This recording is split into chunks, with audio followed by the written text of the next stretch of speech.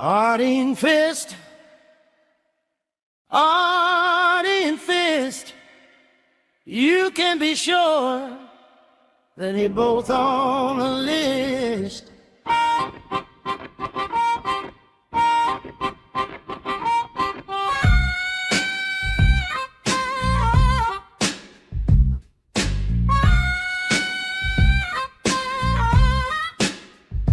Harden fist, Harden fist. You can be sure that we're both on a list. Harden fist, Harden fist. You can be sure that we make the moves pissed. Streaming through history, uncovering mysteries as to why the whites are living in misery. We keep the audience salivating as we continue navigating through centuries of adventures of the ever-evolving small hat wizardry. Harden fist, Harden fist. You can be sure that we're both on a list. Harden fist, Harden fist. You can be sure that we make the moves pissed. Let's see what they've uncovered. We've snuck in to finally see where your taxpayer dollars disappear. If I don't make it out, blame Israel. It feels good to be a refugee.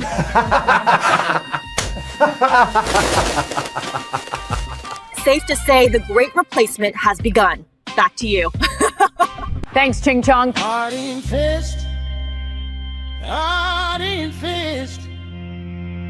Let us show you what you might have missed. Oh,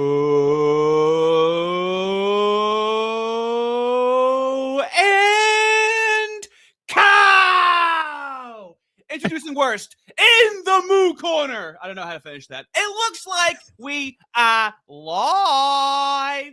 We're live! We're live! I can't believe it! The last show of 2025. What a year it's been! What a girthy, spectacular, nay, dare I say it, even turgid year. It's been a crazy year, and we're happy that you guys are all along for the ride. It's the future in about half of the world at the moment. At the moment, I am nearly on the date line. I will soon be in the future, 1 full year ahead of my co-host. Hopefully, there won't be any time dilation involved. As we know from the last couple of years, dilation can be like a bit messy, but not that kind of dilation. I will be in the future. Artie will be in the past. I will be progressing towards the perfect. I'm a traditionalist. Utopia. I'm a traditionalist. Be a reactionary. Okay? Yeah, I'm a traditionalist. I'm a reactionary. You're the progressive. That's yeah. I'm so further ahead of everybody. That's gonna be you. Oh yeah, Actually, and yeah. Where does time start, and where does it end?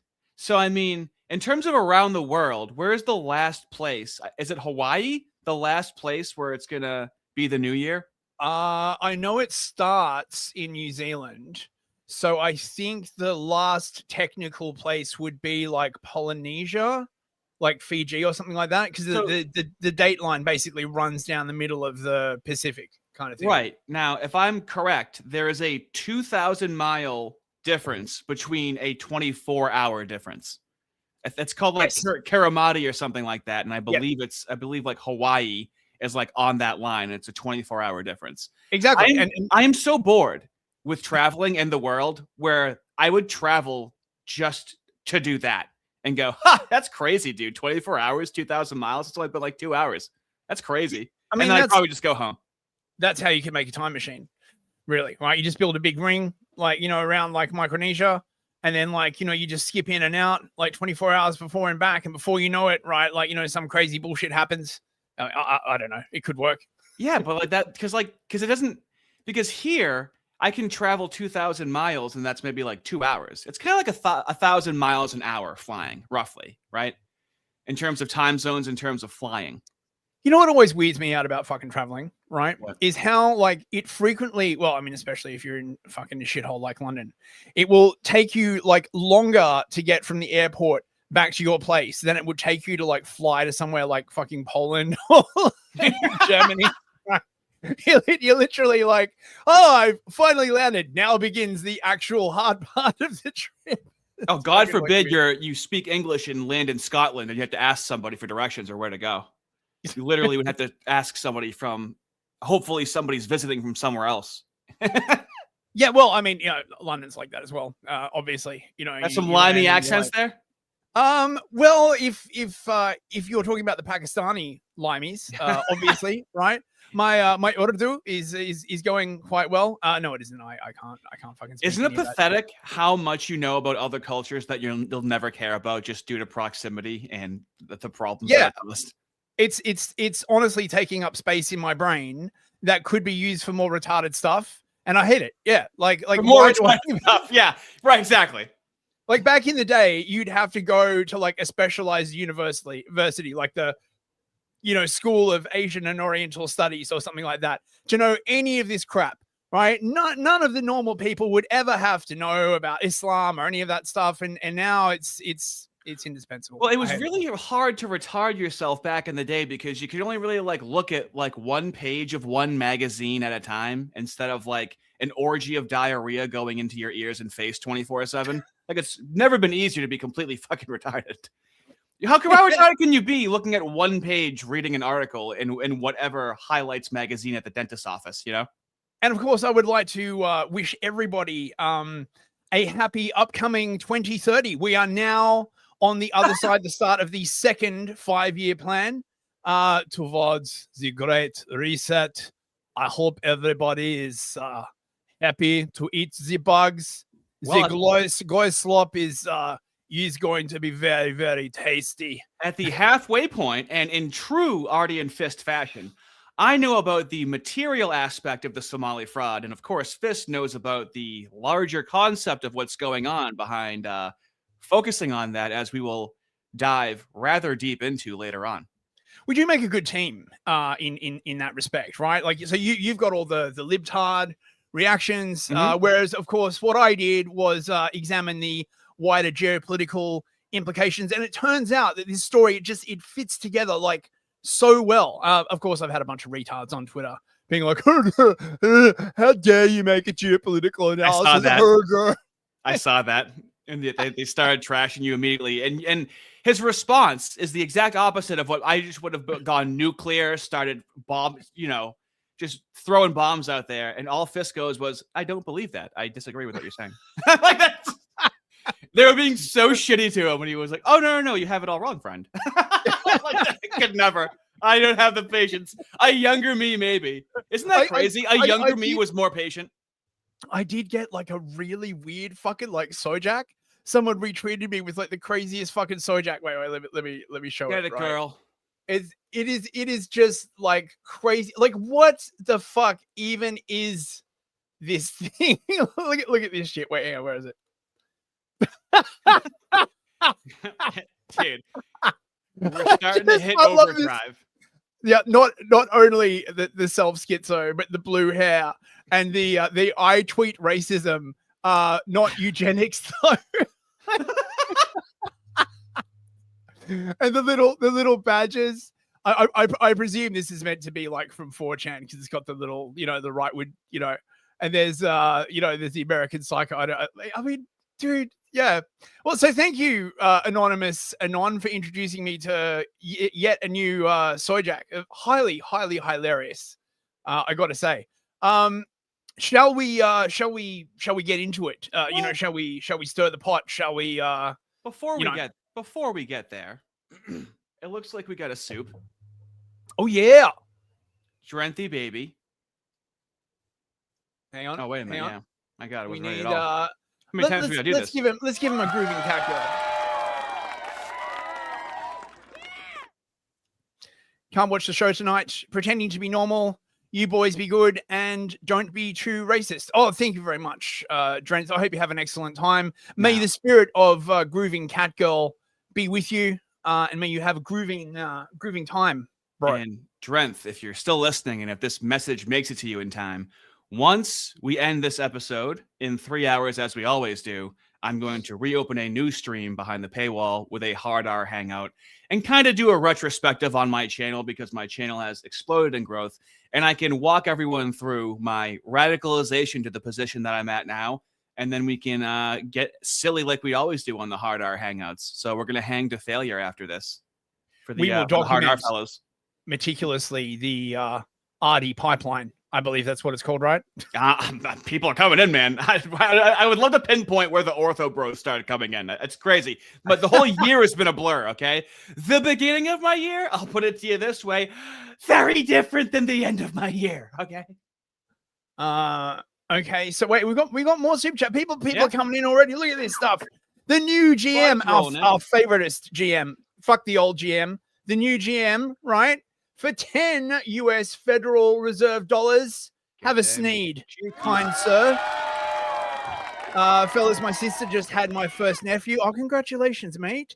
I'm going to visit her in the hospital, then go to the gym, but hopefully I'll be able to hang out later and give you boys the old buttery kipper. Oh, I'm looking forward to that, mate.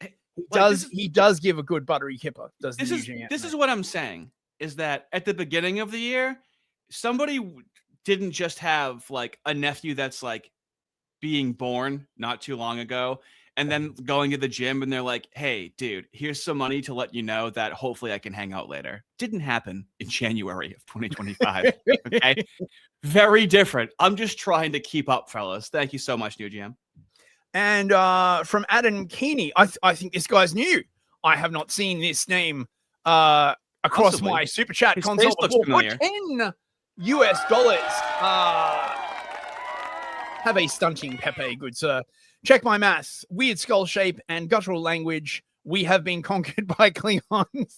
Actually, that's a really good point. And I've made this point before where like, I don't really feel threatened by AI. I don't think AI, I feel like AI is always going to need people. And there's been no like warning signs that we're in trouble with AI until today.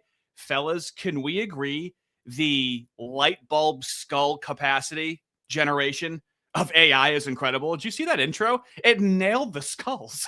Nailed the skulls of Somali, dude. Now we're in trouble with AI if it can do that. Now, They now are here's the thing, fucking though. weird looking people, man. Yeah, right? I know. Like, the bulb heads are just like, mate, like it's like I just every single time I look at them, I think of Yakub, right? It's just like Yakub. That's Dude, what those goes are- through my head. Those are big brains. I just find it curious how they save all of their intellect for when they get to the United States instead of using any of that intellect to fix their own country. Or possibly, I'm going to postulate a theory, someone's teaching them how to do these things. They're calling the shots in the background. I don't think they're doing it themselves is all I'm saying, okay? Conspiracy theorists, conspiracy. It would explain a few things, right? Like, you know, when Mossad comes out, it's like, we have uncovered this like massive fraud of the Somalians. Well, how did you know about it? Oh, well, that was easy. Yeah, Occam's razor at that point. Double Mumble, good to see you, mate, for Thank you, mate. $5. Happy New Year's, Migas. This will be the whitest, brightest new year for the foreseeable future. Cheers. Thank Thank you, you bruv. very much, mate. Dude, sweet. I think this guy's new as well for $10. A shibby. Shibby, we gotta get his cheeks. Thank you very much, mate. Thank you. Hang on, wait. I think I missed one in the queue. Hang on, wait. Yeah, we did. You missed the Big biggest time! of all. How could Big you time. miss him? He's here for the biggest time, mate. When big time fucking walks in a room, you know you're in for a big time. Still at work. We'll hopefully hop on for the RD radicalization. Welcome to the white right, RD. welcome.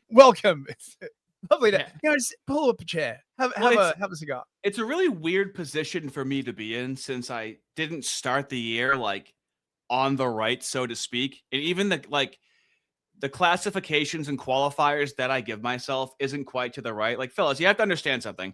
I understand that you like other content creators and you want me to like talk to them or them to like me. What I look like to a right-wing content creator is not very right-wing, okay? However, the only thing I have to stake my reputation on is needlessly putting my channel in danger whenever I have a chance. That's really what I'm real. That's how you know I'm being real and I'm not fucking around, okay? That's really the most right wing thing you can do. I think and big time send a duplicate. So maybe it was meant to be a $10 super chat. We should look. We should give him a cheer anyway, mate. Fair right? here. Anyway, have a fist pumping Pepe, mate. Have a good time at work, big time. I hope our soothing dulcet tones in your ears will make whatever job you're doing less awful. So it's gonna be really, really solid. Where we're gonna start off. It's gonna be like a moo cringe sandwich. All right. We're going to start off with some light mayonnaise, okay, on the bread. And then in the middle, okay, it's going to be some really meaty Somalian fraud, okay? We're going to actually watch a good chunk of the documentary by Nick Shirley. And then we're going to watch the Lefty Cope of what's happening. And then his response on the PBD podcast that just came out 4 hours ago. And I already have a timestamp for you fellas to get you up to speed on what's going on. And then we're gonna do some heavy mayonnaise on the other side of that bread with I don't even know. Well, I mean, up his sleeve. Our first thing is basically mayonnaise on white bread. Like, right? Oh my god, look at this girthy super chatter, dude! Death takes for 25 Canadian loonies. Dear Lord! Thank you very much. You give me a case of pizzas. This channel rips ass. You fellas are legends. Thank you very much, Death Thank you so much, bruv. Happy New Year, mate. Hope to see you behind the paywall. Happy New Year to all of you guys. We will be taking like a brief break in like 45 minutes for the just UK to like New ring Year. in the new year for the UK. You can tell us what the future's looking like. Oh yeah. Well, it's brown, and has a buttery kipper. It's gonna be like where 15-year-old me gets to talk to like 30-year-old me and go, "Whoa, what's it like?" And 15-year-old me goes to 30-year-old you. You sold out, man. Yeah. I can't believe you sold out, dude. Old Fist wouldn't do that. Edgy. Right? You would have kick flipped that gorge last year. And Rail Yard Ghost for $5 US. What is the Catholic version of an ortho bro? A tradcath is what they are called. And my God, they're still coming in. They're still coming in. Look at that, deluging us in super chats. Suck Duck for $10 US. Punish his cheek. It's weird. You would think someone would investigate non-profits to damn donor circle sooner. 2026 is the year of the independent. Yeah, you would think that, right? But like, the question you really got to ask yourself is, what's in it for the people in power, right? This is why I think it's well, this is why I've been saying that they're not smart. They get unlimited respawns. They just have power. Like this is so brazen out in the open, and they're just going to ignore it, and we're all going to forget it, which is why we're going to try and stamp it into people's minds as good as we can for posterity tonight to bring in the new year. I guess having power means never having to say you're sorry, because you can just dude, what we're seeing is there's no laws. It's whoever is in power. Yeah, it's always been that way. They enforce the laws or ignore the laws. That's really what it comes down to. But we can't have power. James Lindsay will tell us that we can't have any power at all whatsoever, right? No, well, what really we should do, right, is make James Lindsay, right, the dictator over all of us, right? I'm sure out of all the people on planet Earth, he alone, right, could be like trusted to wield power impartially, right? Oh my God, he'd start fucking setting up camps and shit. He'd just be like, all you woke writers, right? You go into the camps now, right? Oh my fucking God. Easily. Kevin 11 for $5. Happy New Year, fellas, from me mum, Mr. Studs, Pierre's wife, and me. Cheers. Thank you, bro. Very much, mate. And appreciated. And Waffle has the gifted 10 memberships. We got to clap them cheeks. The creepiest and most giving person I've ever encountered in my life. He lives. God knows what he's going to do. I'm almost positive. I can't prove it, but I felt him watching me undress the other day. I can't prove it, but you know when you feel like someone's watching you? It was that kind of feeling. Yeah, he's watching you while you sleep, mate. Right? Fellas, he gifted some people some stuff, and we're gonna get weird behind the paywall tonight. So you will, in fact, be able to use that. Is stuff still coming in right now? Yeah, it is. Right. Stuff is still coming in. We got Ardent Party for 1488 loonies, Get the 'em. looniest of the loonies. Get 'em. Thank you very, very much. Happy for my friend's prosperity. This is a cheap ad though. Check me out on Rumble at 9 EST if the boys are done. Otherwise, watch it later as I return to the Live and Let Die reads on Ardent Plays. Check it out. Ardent is a good lad, friend of the channel, a proper fella. A Thank you very, very much. stiff moderator in chat, okay? Smooth moderator. He wrestles stiff. Unicorn eye lasers. Man, that's a new one, fucking isn't it? cool name. The 10 loonies. Thanks, fellas, for the New Year's stream. Better than a night out in multi-culti Canada. Holy shit, we mate. know. We I know. talk about it off stream all the time of like, what am I gonna do? Go out with these freaks? Mate, I'm not going outside. It's literally like below freezing right at the moment, and like sort of the entire third world is going to be like outside. No. That's Browns would go inside, oh my God. right? Don't they hate the cold weather? I don't know anymore. We gotta get moving. Okay, wait, one more. Double mumble for $5.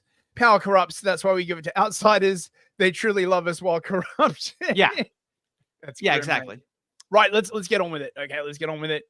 Okay, hang on. I gotta get the Get right them window. willies wet. I did have that set up, but instead I was like showing that like stupid fucking meme. Here we go. Right. Story of your life.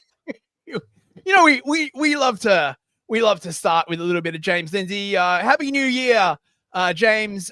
May your visions of Maoist world domination never come to pass. Look at this. 1939 Nazi rally at Madison Square Garden, to which James is like, that's a lot of people we should have hanged. Right. What about okay, Mr. Liberal atheist that cares about the material world? What about all the science we got from them? Mm-hmm, How would you feel then? Huh? Think of all the science we got from them. All the knowledge we got from them. He would have wanted to hang Werner von Braun, probably, right? And then you would have never gotten the ICBMs. And then selling out the entirety of Europe to the communists would have had some like really bad consequences. They never talk about how like we were friendly with Stalin and like how friendly a lot of these countries were with each other. It's incredible. Mate, the US supported Stalin like literally to the hilt. It's just so fucking ridiculous. Revisionist? Revisionist. Oh my God, look, Big Nick Digger. Get his ass. He's Get in his the ass. house, bros. Get Look that at motherfucker. this Get that dirty motherfucker. chat. I'm not a racist. I'm a statistic enthusiast, a pattern recognitionist. Exactly. Racism doesn't exist, so we're just going to call it a different phrase, okay? Something that's got a much better ring to it. Pattern recognitionist. Oh, I like that. I mean, that sounds like... Yeah, go ahead. Oh, my God. Dongus Clock for $10. Oh, wait. Hang on. Wait. I need the... Mate, we need more stickers. Thank you, Dongus Clock. Quick, bruh. Happy New Year's. BND! Happy New Year's Eve from Chicago.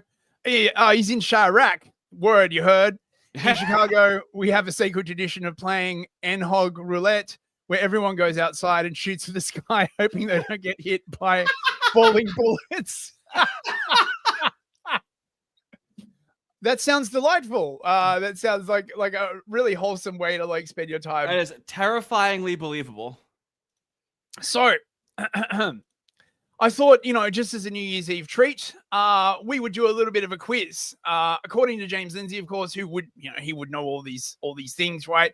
He is a woke right observer, a woke right watcher. He's not really able to articulate his thoughts, but right, like he's definitely the expert. I know he is because he keeps telling us that he's the expert, and and the Jays like him. So therefore, right, like that automatically adds like 1,000 expert points. Which brand of the woke right are you? Let's take the quiz. The woke right have many factions, making them hard to succinctly describe. Oh my God. Yeah, dude. Yeah, we've noticed, James. It's very hard for you to succinctly describe anything. Okay, dude. And so he's like, well, I will now succinctly describe them. Right. These are never going to change. They're not malleable. They very factually apply and map onto reality. Oh yeah. So of course we have groypers, claim to be traditional Catholics, hate the moos, blame the moves for most things, seek power eagerly, trolls online. Fellas, going into 2026, anyone that says that you hate someone is your enemy. Okay. Their power comes from saying that you hate people, and that's it. And that has to be a line in the sand in 2026. I love how that's just, yes, that is completely the summary of the gropers. That's like the only reason, right? The Christian nationalists, this is a fraught category because there are reasonable uses of the term. Oh, really? So you've come around on that? Because I remember when you discovered Christian nationalism, James, and you were just like, oh my God. I bet this is because Doug Wilson has come out in favor of the Jays. I bet you any fucking money he's suddenly like, oh, well, I can't hate all the Christian nationalists. Yeah, exactly. Doug Wilson, Christian nationalist, and now he's sweet on the Talmud. This is why I'm saying I don't think he has an internal monologue. Something happens externally, and then his definition changes almost immediately. There's no grounding principle in his mind where he says something and is capable of sticking to it. He has an internal kipper compass, I guess, right? There are reasonable uses of the term, but the ones who bend towards theocracy and forcing people into their assessment of God's law, perhaps through upending the Constitution, are woke right. In particular, are certain post-millennial eschatologists, for those who know what that means. Who gives a shit? We can't even get an amendment in the Constitution, let alone doing anything to it, dude. Okay? Yeah, I know, right? I know. The post-liberals. These are the most intellectual of the woke right. Oh, thank you very much, James. He's calling Sargon of Akkad intellectual, apparently, huh? I thought he was dumb. I do like it when he calls me an intellectual. Claiming deep philosophical reasoning for why classical American liberalism has failed. No, it's going great. It's going fucking awesome. I mean, look, you're an American, Artie, right? Classical American liberalism is going fucking awesome, right? Like everything's going like, well. It was subverted by communism, but communism got all of their ideas from the moose. And so I'd like to be able to talk about that because you're a coward. If you go through the anti-communist rabbit hole and you refuse to take the leap to the moo side of it, the moo critical side of it, you're just going to become an enemy at a certain point. You're dishonest, okay? Which is going to be shown in my content from this year after we're done with this stream, because oh my God, did I take a quick turn? Dude, the turn is so quick. You see, Artie, right? James has anticipated your response. What? And already pre-bunked it, right? So now you have to give up your belief system, right? He has encompassed you with his massive kipper, bro, right? It's like a swimming pool at this point, right? Claiming deep philosophical reasoning for why classical American liberalism has failed, allowed communism, or became communism. Well, yes. They are, quote, post-liberal, meaning they want a government system based on something other than the U.S. Constitution. Which version of the U.S. Constitution are you talking about? Right? I love how they like basically like cast the Constitution as like some platonic ideal that exists like outside of time and space. You know what I mean, right? Like it's encased glass on Saturn or something. This is why they rhetorically mirror the moos and the left. It's like, yep, we already know this argument, and we already know that you're not going to go to the next level of this argument, and this is what it's going to be for a few decades. You're never going to address the which Constitution argument, as we saw Joel Berry try and do and fail miserably on Tim Pool. And the full securing of individual rights, yes, which is going great. There are several kinds of post-liberals depending on the schools of thought they are drawn to. Oh, I see. All right, so he's going to go into some detail. These are the different kinds of post-liberals. The Schmittians. The Schmittians are a particular kind of post-liberal who have taken up with significant amounts of the political philosophy of Carl Schmitt, who was the crown jurist of the Third Reich, a Nazi, oh my as opposed to the other Third Reich. Oh my God, dude. Oh my God. You have to put it in there. Just in case anyone in the panel like missed that, right? I know, but James Lindsay also admits that he did not write these things as a Nazi. Like, he wrote them as a political theorist. James also acknowledged that, only for plausible deniability. Once he has one time where he's like, yeah, he wasn't a Nazi when he wrote this stuff, he can then just go and invoke Nazi over and over and over and over and over again. And then if you call him on it, he goes, what about this one time where I said he wasn't a Nazi? They don't like it being pointed out that Schmitt was a Nazi because Schmitt was also a subtle thinker. I wouldn't call him a subtle thinker, right? He was just a political. he was. Oh, I don't know. He probably imagines that people are like, oh yes, it was very, very nuanced. It's not nuanced. Schmidt is not fucking nuanced. What the fuck is like? No, wrong but with like you? all thinking is like fucking subtle.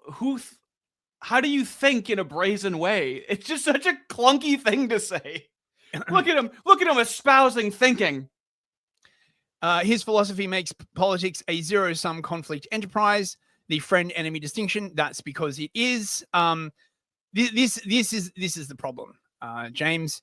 Under the sort of form of classical liberalism, the idea was that even though there were friends and enemies, everyone got a turn at the head of the table and a chance to address the grievances of their group.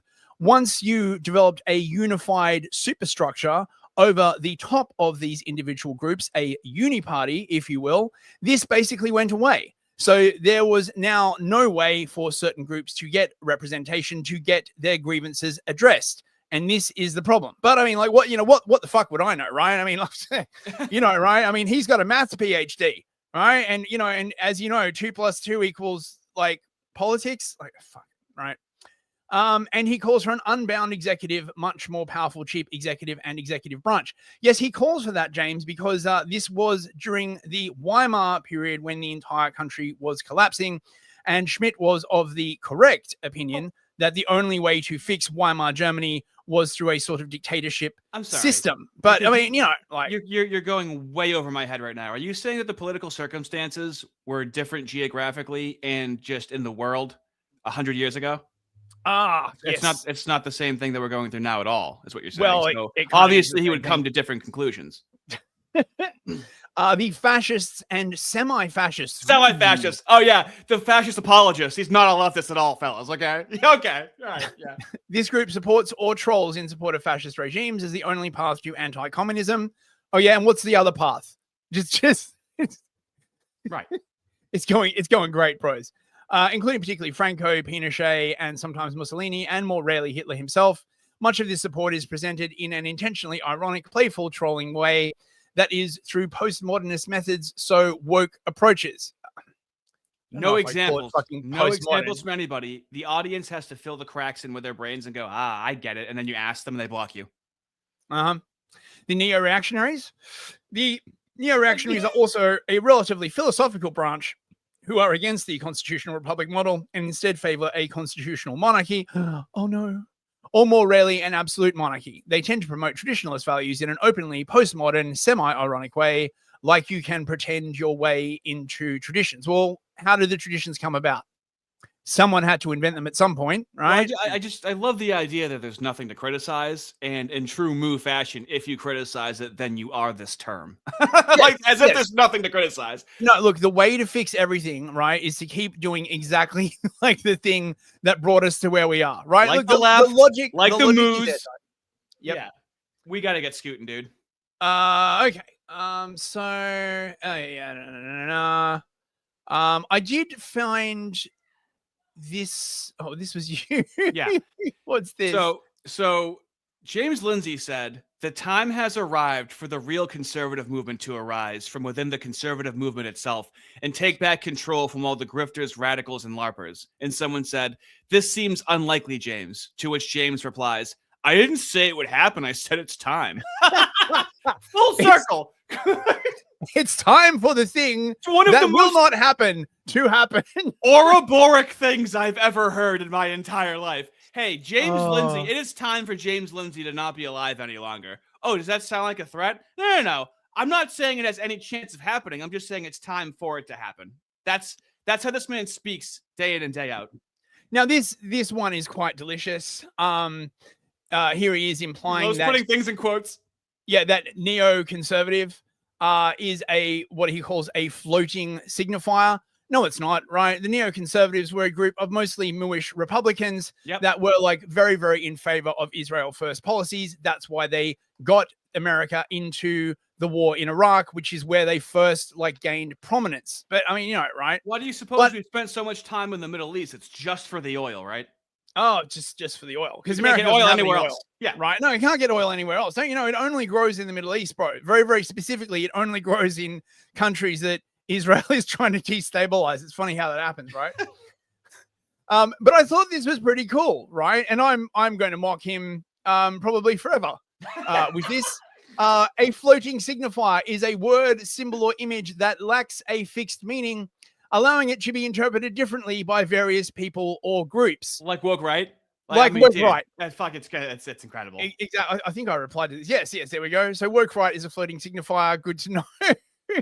It's incredible. But the thing is, right, he is missing a fundamental part about political speech. All political speech, well, not all, but a majority of political speech is a bit like this. Okay, right? So when you talk about the people, our people, you know, the proper people, no, these are all essentially like vague signifiers, right? That like legitimacy plays. Like you say them in order to enhance a sense of legitimacy or a sense of leadership or a sense that people should follow you, right? Like when you say the people, you don't pause your speech, go out and count precisely how many people agree with you, right? And then say, oh, well, it looks like we got 51% of the crowd, therefore I can claim the people, right? This is political speech. It's to move the crowd.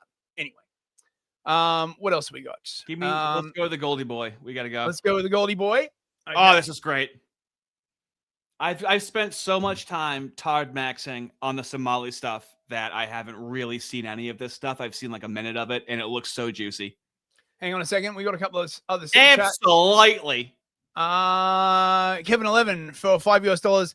Fist, did you see the interview between Steve Walz and Andrew Goldstein? Good. Dude, in fact, we are such cool old guys. It's crazy. Okay, we are so hip and up with the times. It's insane, dude. Every time. Thank you very much. Stream for the past 3 or 4 streams, someone goes, "Are you going to be covering this? Did you see this?" Pow! Right in the kisser. Pow! Right in the kisser. Double mumble for $2. But what if I do hate people? Oh well, then mate, you just no. Here's what we should do. We should just start doing that to them. We have to like, you hate us. Yeah, I know you hate us. I actually ended my my last video with that because I'm just thinking to myself, well, I'm just going to do exactly what they do. So yes. I'm going to start saying that they hate us, or in my videos, they hate you. They really hate you. Yeah, but they clearly do. They clearly, yes! Like, why else would you wish for the extinction of a people, right? Like, yeah, once you see these bug-eyed Somalians looking into the camera at a white guy, you're going to go, that looks like hate. That looks familiar. New GM for $5. Thank you, mate. Thank you, mate. Is there a point that a kipper becomes a rice paddy hat?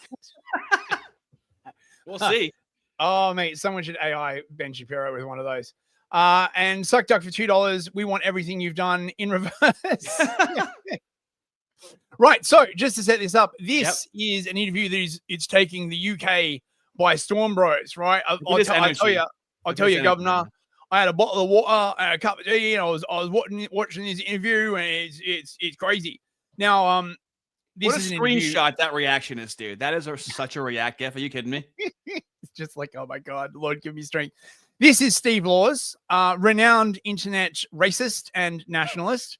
And he is talking with Andrew Goldstein, debonair, urban moo, right? And Steve Walz is very, very concerned about what is happening to whites in the UK. He wants total remigration, which is like the deportation of millions of people from the United Kingdom, right? They should all go home. Andrew Gold, of course, is horrified by this idea. Like, you know, and one of the things that really comes off in this interview is like how just incredibly relaxed Andrew Gold is, right? None of this affects him, right? Whereas Steve Walz is like visibly like, this is insane, right? Like, we are literally being killed at this point. Andrew Gold's just like, you know. Well, because how often do you see the calm kosher centrist, and it's like, how bad would things have to, like, you can see how things happened in Nazi Germany now. It's like, oh, how did it go that far? Everybody just lets it happen and they don't want to speak up or say anything. Like, yeah, I completely understand how it happened. Yeah. Okay. So yes, I got like a 5-minute clip. Enjoy.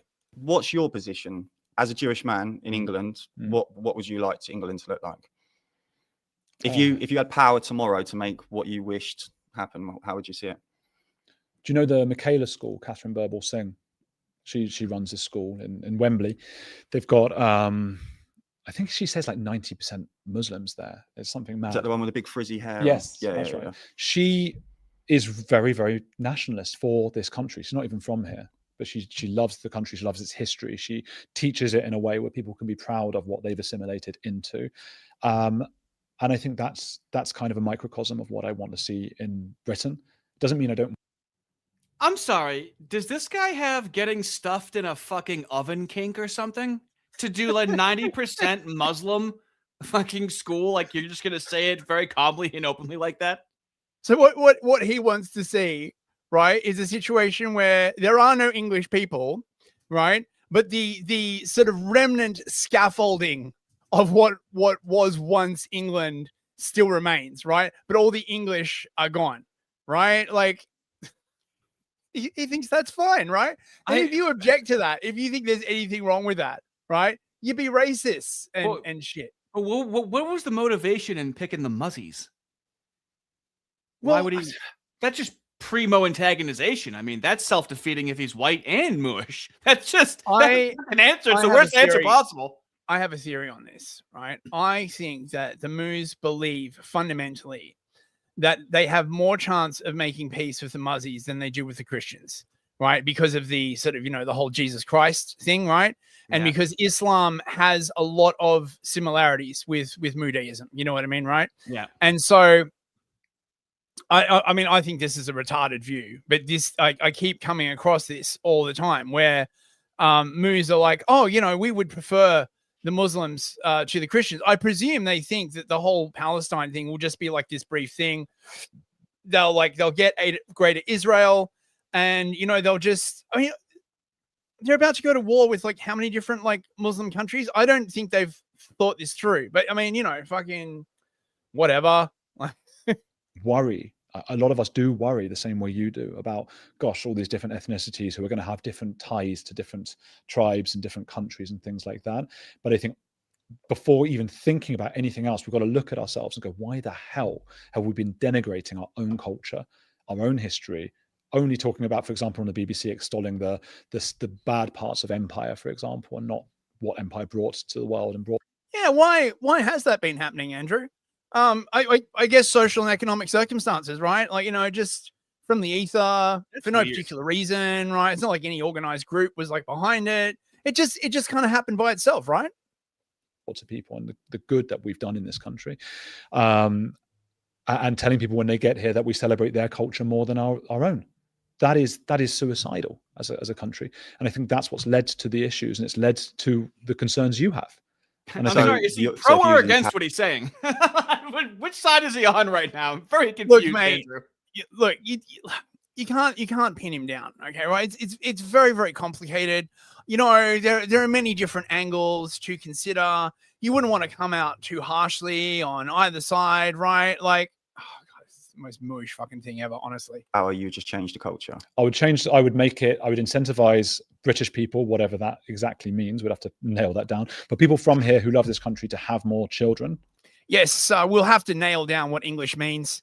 It's very, very complicated. Like, who can say who are the English really? Fucking hell. So that there isn't this constant stress on the economy whereby people think, I think wrongly, we have to bring in immigrants from other countries to support it. I would try and make it more acceptable for Christianity to thrive in this country as well.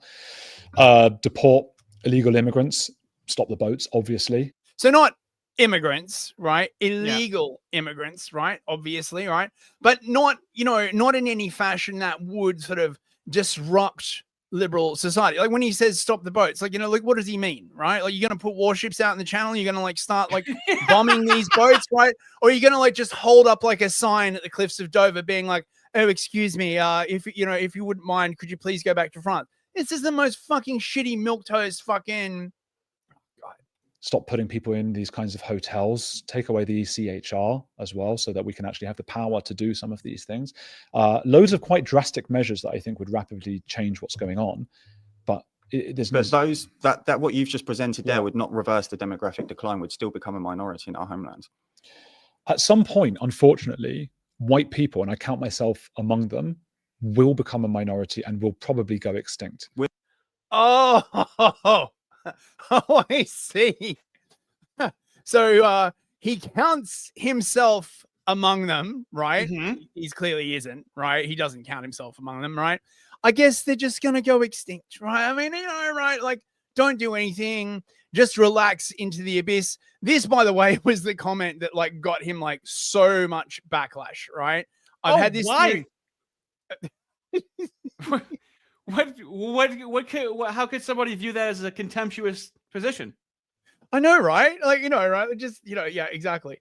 I've had this theory going on for like a while. It turns out like I think I was correct, right? So for ages, the plan was we're not having the conversation. The conversation doesn't exist. Anyone trying to have the conversation is a racist.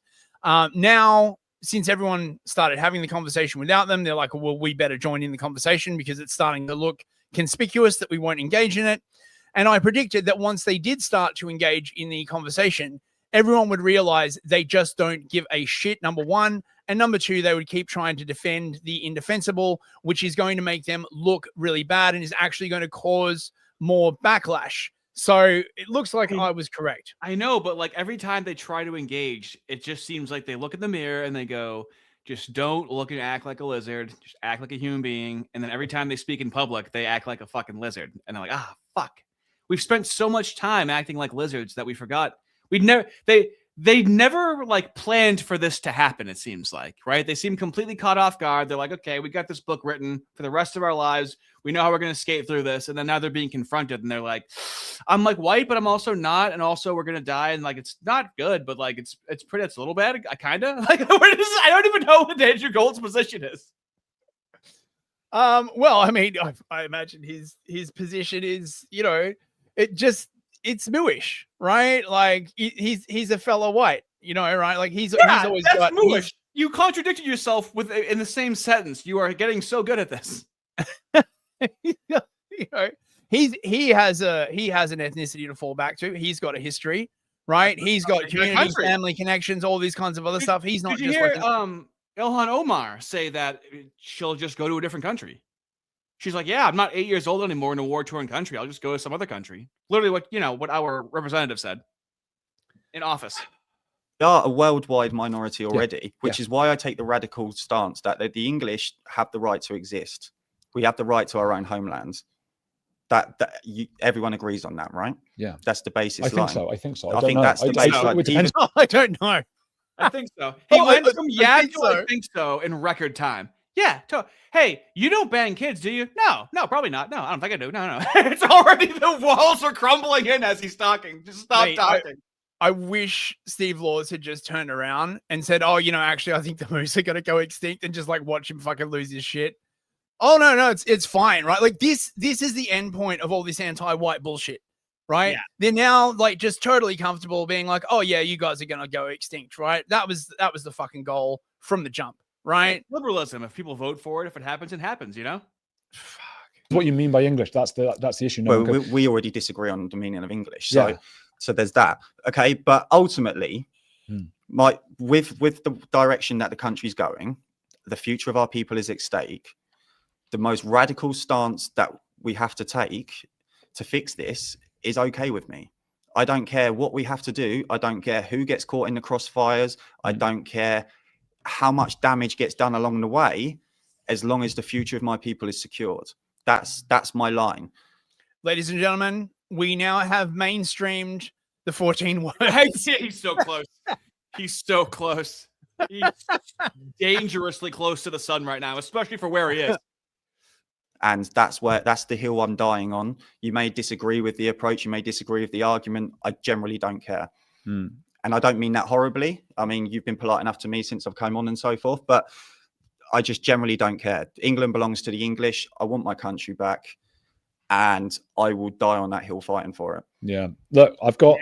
Look how contemptuous. Yeah.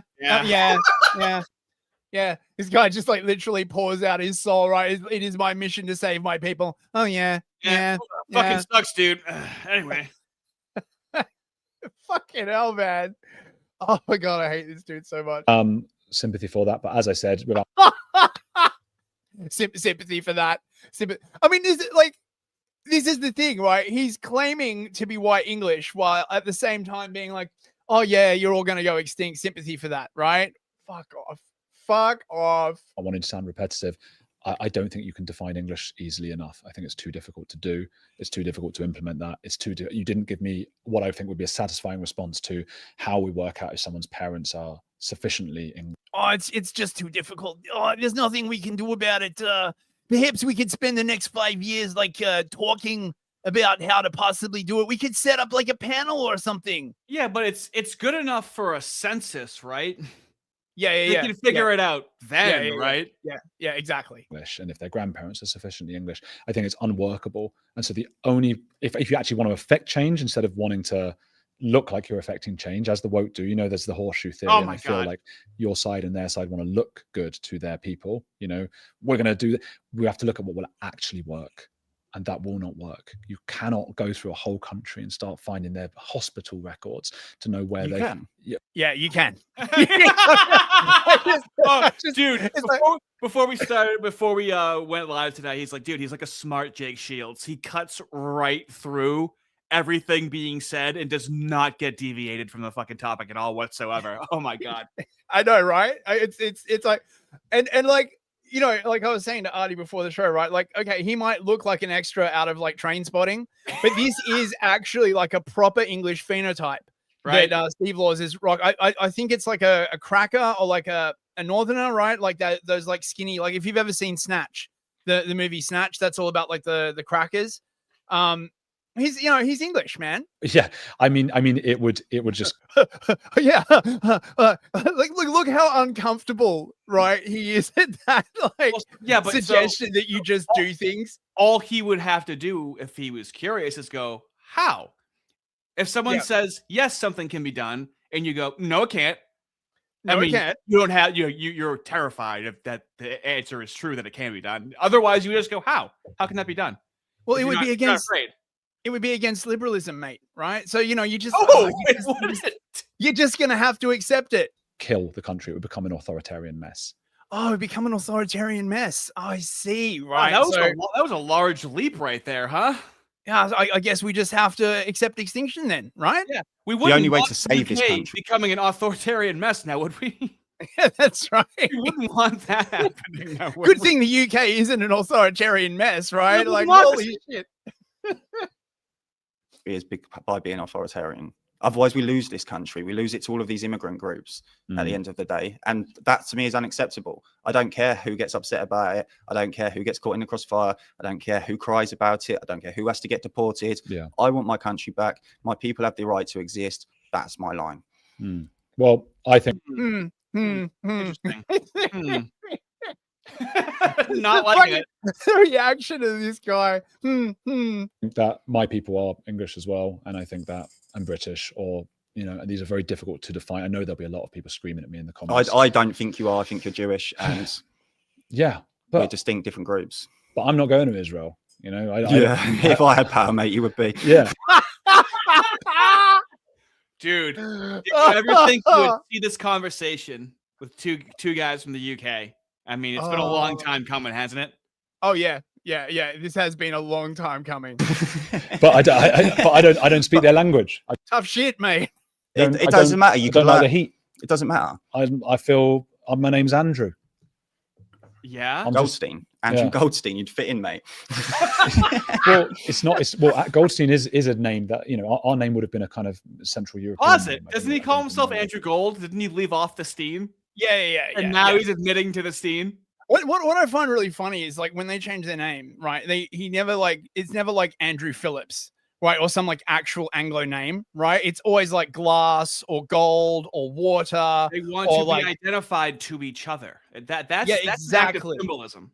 Exactly. It would have been that because the British they changed a lot of difficult names from like Poland they to changed names they could understand, so they just gave us names like Goldstein and then obviously you changed all of those after the war to try and blend in wherever you were. Assimilation. Trying to. Yeah, as much as you can. Yeah, but you clearly haven't assimilated, have you? Because you still have a separate ethnic identity. I know, right? but he goes assimilation. He goes trying to. No matter what this fucking Andrew Goldstein says, the guy at least has one word that modifies his point. That's incredible, dude. So this as well is another argument that I'm hearing increasingly. the past is gone, right? It's an imagined past. There's no going back. Don't even try. The future of my people is non-negotiable. I want England to belong to the English. Okay. You're living in the past, man. No, I'm That's not living in the gone. past. That's gone. England's not gone. England will thrive. We will get our country back. But how? People like you leaving. So someone's going to come knock on my door. No, you'll get a letter. I'm an Englishman, as a Jew, and I'm telling you, you are foreign. Well, you wouldn't have known that if I didn't tell you. No, your name's Gold. Yeah, well, if we change the name from Goldstein. Yeah, we could change it to another name. Yeah, so that's what. Mate, he's so confident in his ability to like blend in, right? Like he really thinks no one could fucking like ever tell, right? The only reason this guy can like tell is because of the name. No. It's more than that, mate. Holy shit. Well, I love how he just goes right to the trope of, oh, I'll just lie. Yeah. I'll just lie, right? Yeah. He goes right to what would be called anti-Semitism, by the way, that they just blend in because they have dual loyalty and they can leave whenever they want. It's like, oh, what if we gave you a DNA test? Oh no, that can't be done. That's impossible. Dude, I'll pay someone to fucking piss in a stick for me. I don't give a shit. I'll fucking lie. I'll do whatever I have to stay here. What are you talking about?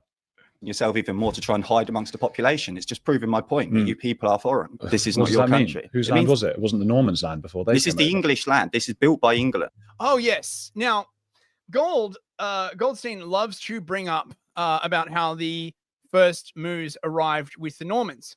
Do you know why the Normans brought the Moors over to England? They brought them over as tax collectors, right? As a foreign ethnic group that had no sympathy to the English people, that would be tax collectors. And they absolutely screwed and rorted the native English out of everything they could get their hands on. They were like tax farmers. They were the king's men.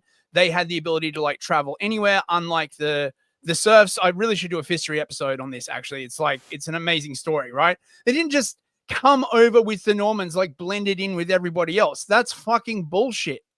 And what does England mean? England comprises Jewish as well. England is the land of the Angles. England belongs to the English. If your grandparents are English and their grandparents are English, you're English. Well, then fine, I'm English. You're not English, though. You're not English.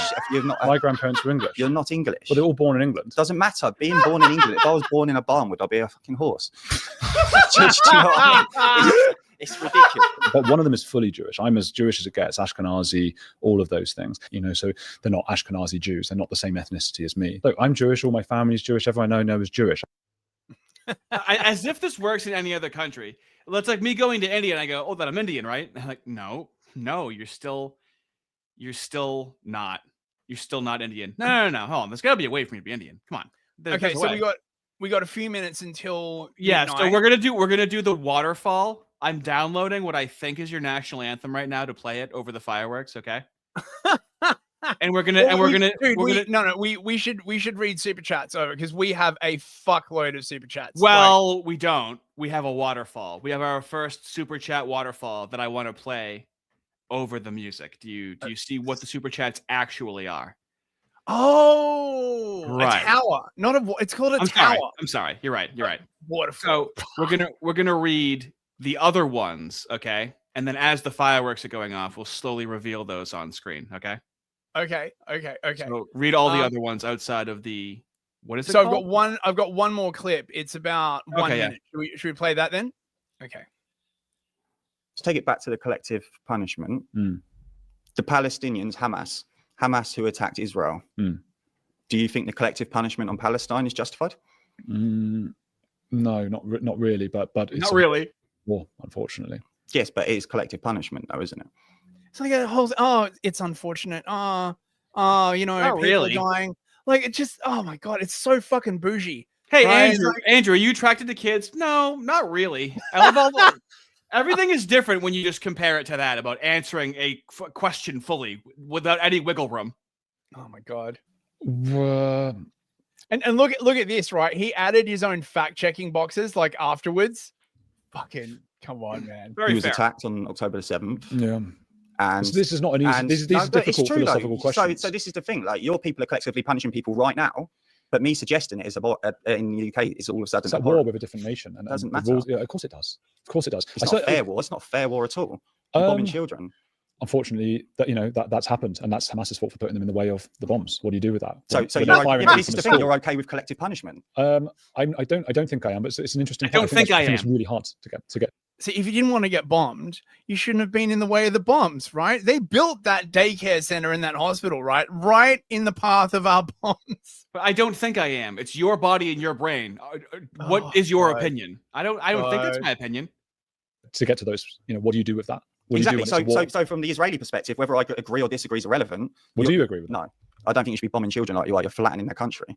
Of course, you can Well, I thought retaliate. you You can were for retaliate. collective You can retaliate when you're attacked, right? Yeah. Well, they've done it 100 times, and they keep getting attacked. And now you've flattened their homeland, and there are loads of dead children. Unfortunately, that's what's happened. Let's take it back to the collective. Oh, it's unfortunate. He's really cut up about it. Okay, right. Let's go to the so the London New Year's Eve. Sure. Okay, volume is off. Terrific. Wait, hang on. Just let me refresh this. Yeah, not a problem. What the fuck's going on with this? Oh, it won't zoom out.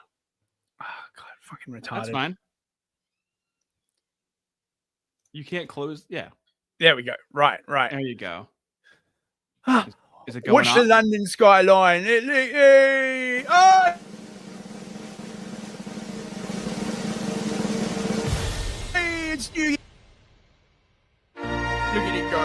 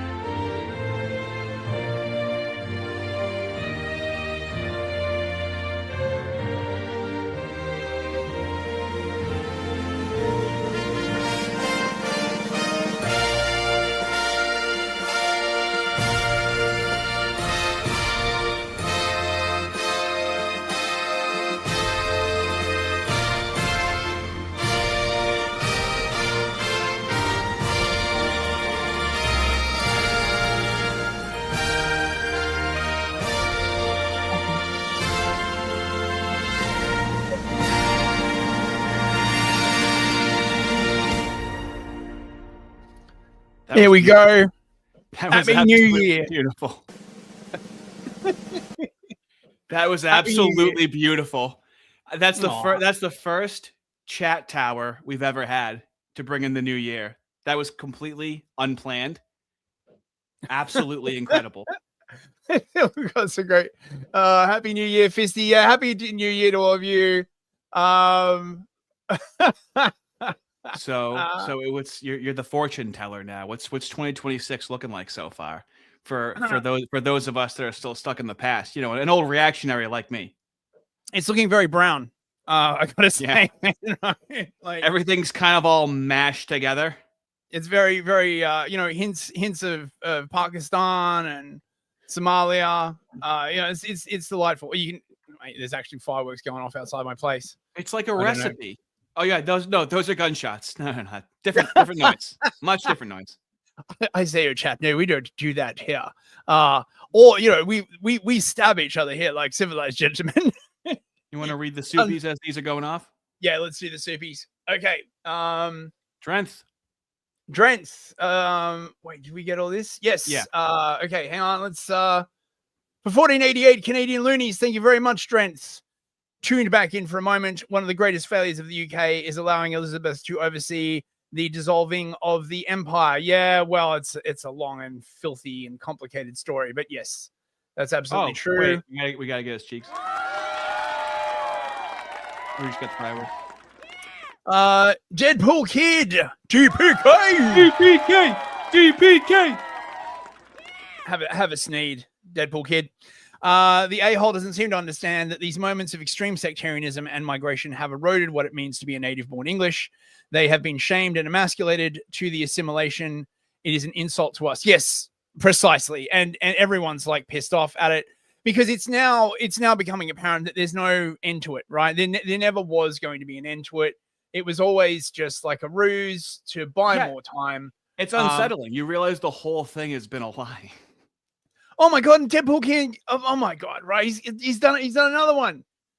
Wait, he overflowed the first super chat, so he sent us another one. Wait, we got it. Wow, bro. DPK coming through.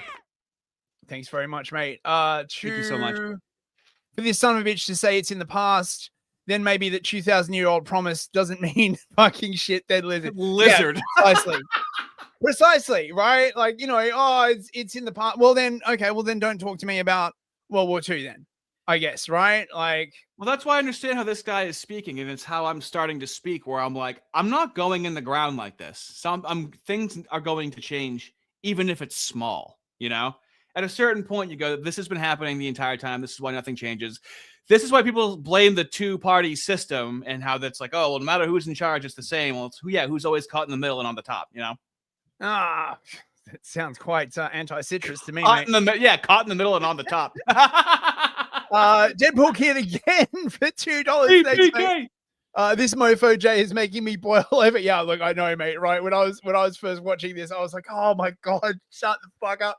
But the thing that really gets me is just the complete and total lack of awareness of how these comments are going to go down. I have like some aftermath stuff we'll get to like after this as well, right? Where he basically he has to pull it back.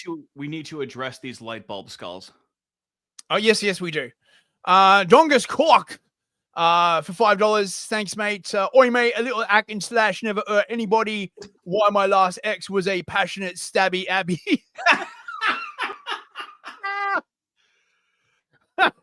Stabby Abby from down the corner. I know Stabby Abby. Oh, I know her.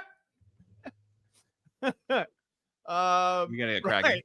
Okay, so we have a huge end tower, mate, as well. My God, look at this. Well, no, I played that during the fireworks. You played the end tower? Yes, during the fireworks. No, you didn't. I didn't. I specifically took time to push each one, and they each showed up on screen during the fireworks. Did you? Oh, I must have. Chat, am I going crazy? Chat, is this real? Chat, is this real? Is this real? Yeah. Well, wait, we should at least give these people a shout out, man. Dingus Dongus, New GM, Wyatt's Torch, Drenth, Dingus Dongus again, Kong Armadillo, and Red Sign. Thank you all for an excellently, precisely executed end tower. That's what we like, bros. That was very special. Okay, so there you go. Right, fireworks have been achieved. The new year has been achieved, bros. It's 2026 now, 1 year closer to 2030. I can't believe it. So, do we want to look at the backlash, or do you want to go into the bulb heads? Because I got so much of these fucking bulb heads, bro. Let me just shit it out. Okay. Wait, can we just play this one? Yeah. Like this. Okay. So look, this is the kind of stuff that's been going around in response to that interview. Needless to say, I don't think this was the expected response. Watching Andrew Goldstein with zero passion talk about his Englishness and then say that he wants us to go extinct and he's happy with that and he doesn't think we should do anything about it, that's actually radicalizing me. That is radicalizing me. I've been completely pro everything, right? I'm very don't care about all other groups. I just want us to focus on our own group. I'm pro every group. I just want us to focus on our own group and win. That's always been my logic. Let's just be the best and let's win. Let's vote for our own interests and win. But the problem is, it seems like we have groups of people that are, within our circle who don't want us to win and actually don't agree that we should win. And they need to be exposed. And if the easiest way to expose those people is just labeling them as Jew and saying that the Jews hate us, then maybe that's what has to happen. Because if you have people like Finkelstein and Goldstein, and they're all saying the same thing, that they're happy for English people to not exist anymore, they're happy for white people to not exist anymore, they want a multicultural nation where there are no white people, then why the fuck would I want to support you? Why the fuck would I want to listen to you? Why would you think that you'd say that out loud? I don't know. I'm kind of disgusted. And seeing Andrew Goldstein with his little haircut and his fake intellect and his nice little voice talk about wanting me to go extinct, I think fuck yourself, mate. I really do. So yeah, that's generally the response. This is what happens. We all start as liberals, and after enough time we go, this isn't working and it's never going to work. He tried to dial it back, by the way, right? And he's like, oh, no. Like, what I meant was like in 1,000 years, the whites might go extinct. You know what I mean, right? What I'm saying, like, is he trying to be antagonizing or is he this retarded? That's I- when you're among a true lolcow when you don't know if they're being retarded or not. I think he's just retarded. I think it is one of the big dangers of being comfy in power for too long. It's very, very easy to ignore the plight of certain groups, right? And you see this. So it's a small extreme minority. It's all like bots on Twitter. There is no widespread discontent. You see this through history, right? Like, Ancien regime France was like this, right? They just like basically like, hunker down in this bubble. And then when it all like boils over, they're like, but well, what did we do? Well, you did nothing. And that's the fucking point, right? You didn't do shit, right? So yeah. Okay, Well, a lot of people don't quite necessarily know what to do, So that's why we like to brainstorm here at Iron Fist, That's right. More so behind the paywall than in front of the paywall. Double mumble for $5. We can't make fun of the Somalians. If we do, Tim Walz's people would be on table. Yeah. Yeah. Well, And I can. DPK for another $10. Oh, mate, he's going hard. As much anger as I have, I want to encourage many Americans and European whites to find your calling from your tribe, train your mind, body, and spirit, and weather this storm, brothers. Yes, absolutely. Good. Well, I mean, Fist, did you ever think you'd see this day in the past month of content we've been doing, of what's being discussed publicly? Well, I mean, as I was saying to you, like I thought that this was going to happen, right? In the sense that because they were like, we're not having the conversation, and now they're having the conversation, but I already knew sort of like what they believed about the conversation. So did you really think me mum died in the holly though? I mean, I didn't. I did not predict that. Like no, definitely not. But I did predict the level at which is pretty heightened. I did predict that sooner or later they were going to have to engage in a substantive conversation, and then when they did, people would see how little of a shit they actually gave, and that prediction has borne out. So, new GM, thank you, mate. $5. Cheers! I'm stepping out to go see my sister and the new nephew. We'll be back later. Just so you know, if you don't come back, you're a bad person. Okay. Big ups to your new nephew. Do your thing, dude. I appreciate it. Yeah, big ups to your new nephew. Congratulations, new GM. I hope he's happy and healthy. Right, so we're gonna go on to the Somalian situation. Give me the wheel, Jesus. Let me take the wheel. Okay, take the wheel, Artie.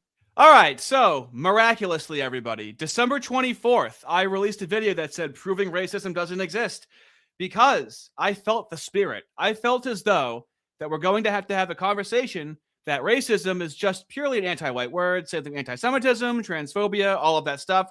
We have to deny these terms wholesale, and my content in the past 2 weeks has been very similar to that, where there's like kosher centrists or liberals being like, okay, well, AJW did this, where he's like, well, no, that's actually racist. I'm not racist, but like the kind of person that will be like, hey, this anti-white stuff is out of control, but don't actually be racist. That doesn't fucking work. Racism is just used to for Browns to rape little white girls in the UK because the cops are being afraid of being called racist, and people being afraid to call out the Somali fraud because a definition of a word is its application in society, and that's the application of these words in society. So we have to get rid of these words wholesale, as we will see in this video. Let's cover some ground. I don't know who's actually watched a good chunk of it, but I know you haven't watched it with us yapping at it.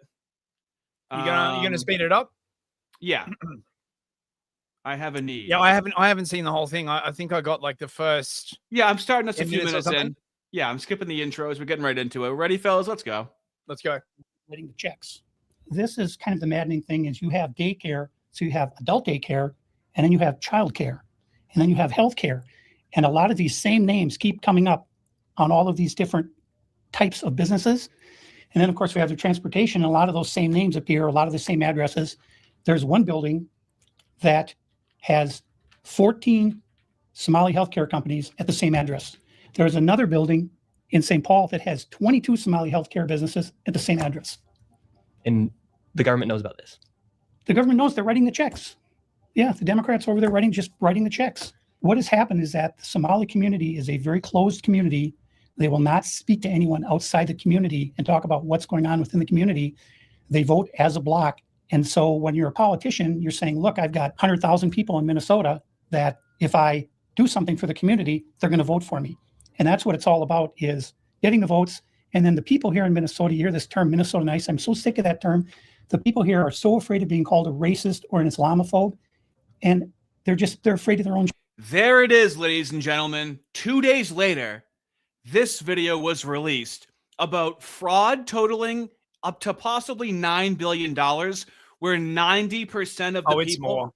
It's more. Like, we're never going to know the true number, right? It's like once numbers start getting that large, they just like disappear into the stratosphere because like no one can actually like the wrap their fucking GDP of head around it. Somalia is 12 billion, by the way. Correct. Actually, no, not correct. I bet you now it's 20 billion, because where do you think that fucking money went? I'm sure it stayed in the country. They bought fucking baby diapers and formula with it, right? Yeah, well, I mean, the estimate is that 20% of their economy relies on remittances from other countries. I bet it's more than that. And also notice how afraid of being called racist, right? Now, when Kyle Rittenhouse was a white person that shot other white people, didn't need evidence of racism. He's racist. They weren't white, dude. The guys that Rittenhouse shot, you know that, right? Oh, really? What were they? Yeah, two of them were Muish. Dude, one of them was called like Grosskreutz. Like, come on, mate. Like, where's your... That's some subpar nudity, I'm the guy who didn't realize Gnome. What was his last name? The Comedy Cellar? Yeah, I know Grosskreutz is one of them. No. When we covered the Comedy Cellar, Gnome, what was his last name? When I didn't know the guy was a moo? Oh, yeah, that's right. I forget. His name is Gnome Dwarman.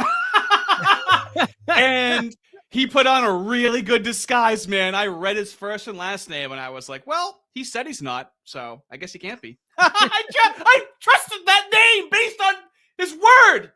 I'm not good at this yet. I'm new, as you guys will find out behind the paywall afterwards. Wait a second. Hang on. We got one more super chat. Sure. Bill Clinton skin suit for €5. Thank you, mate. Sar, a second gift card has just been redeemed. Happy New Year, fellas. Thank you very much, mate.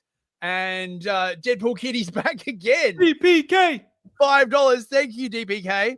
Does everyone remember the Kalergi plan? Nah, just a conspiracy, I'm sure. Yeah, right. Like, it's just they just call it a conspiracy until it's like done, right? They just say that so that they just get more time to do whatever nefarious shit they're doing. Oh, well, they never have conspiracies like white supremacy and Russia. Yeah, we just have conspiracies when we can actually name people.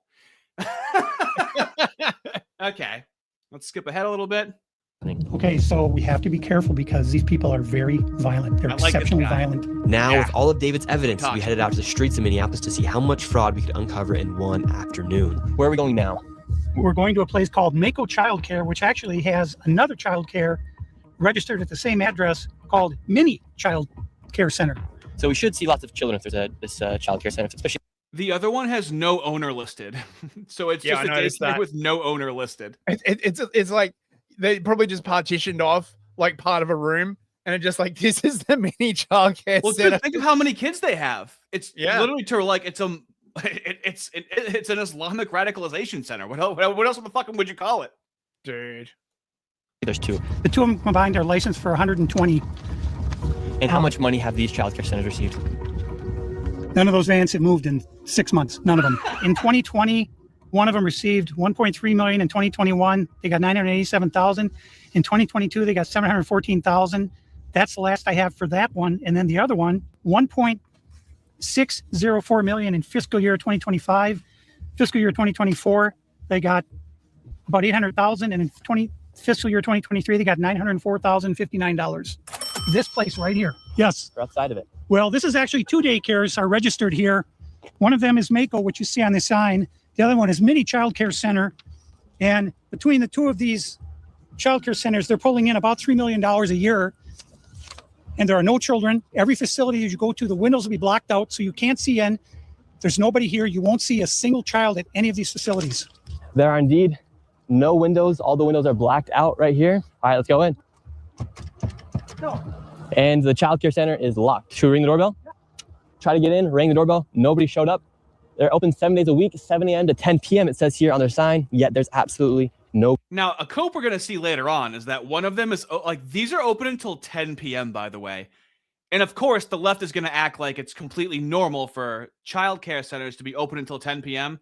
Is this news to anybody else, or do they know about childcare centers that are open until 10 p.m.?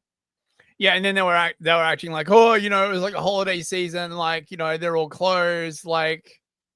Well, why would they be closed during the holiday season? Don't parents still have to work, and now the kids can't go to a school? Aren't they actually busier? Oh yeah, that's a really during the holidays. Point.